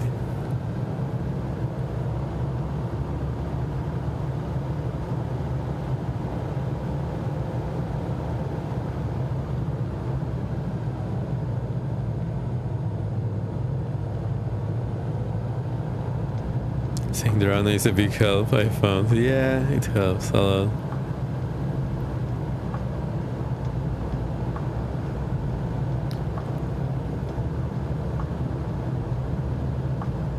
Power back and flare attitude, look to the far end.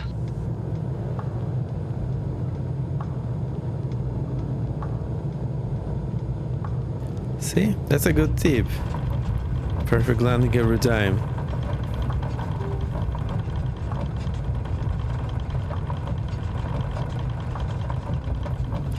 Rolling, rolling.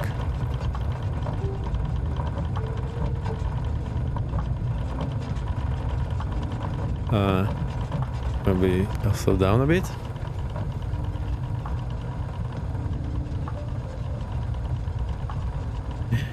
There's our stop guy. Hi, you're making instructor look good. Yeah. You can Great, we've flown from airfield to airfield with some navigation in between and made an overhead join to join a right-hand circuit. We also got lost. Don't tell anyone. GG! A 10,000 out of 10,000. Alright, I think that's it for me. It took a while, but I enjoyed it. I hope you enjoyed it as well. I learned a thing or two, as you can clearly tell. It's a good to have a refresher. And yeah, the one thing I can say for sure about this lesson is that they're talking and teaching the right stuff, like the important practice bits. Not hitting the triggers and gates. That's a bummer, but well.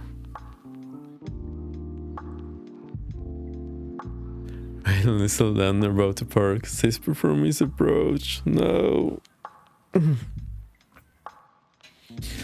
Alright, one thing I didn't do correctly today is resting my head on the headrest.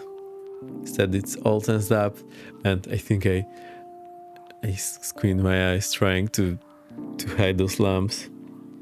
I don't know. I need to learn to sit chill. And be chill, sit chill, not get so tired like I usually do. Okay, let me see who's up, who we can rate, and we'll be back sometime in future. Jeez, those loading times. Always so good to see a notification from you. Yay, I'm glad I like it. But I have to say, I'm feeling much more chill now when I'm streaming after this whole long break. Before I was just stressing out too much about it and it was not working for me. So I think right now much better. Who's there? So many streamers.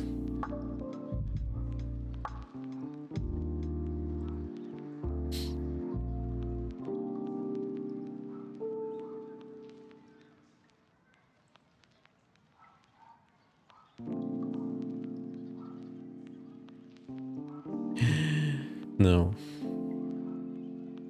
Who do we write? Now do we have so many categories of themes that's a bit difficult to find the right place. Con, can, the other con. Yeah, we can do. Why not? Alright, here we go. We'll do the first. It's been a while, so let's do that. My screen is so far. I can barely see anything. Cool. Actually, I have a scene. Let's make a scene. Ha! You see my picture. It's my legs and my instructor legs. And the Technum. The one and only mighty Technum. Alright. The raise up. I have to silence the music, otherwise I cannot hear the stream. I need to work on getting that resolved, but we're getting there. We'll get there. Thanks for watching, flying with me. I had a blast. I think you did as well. Stream back sometime in the future, maybe tomorrow, maybe never. No, we'll be back. Much love, sleep well. You too, all of you. So let's go to the ending scene. There we go. And let's do the raid. Ready, steady, let's go.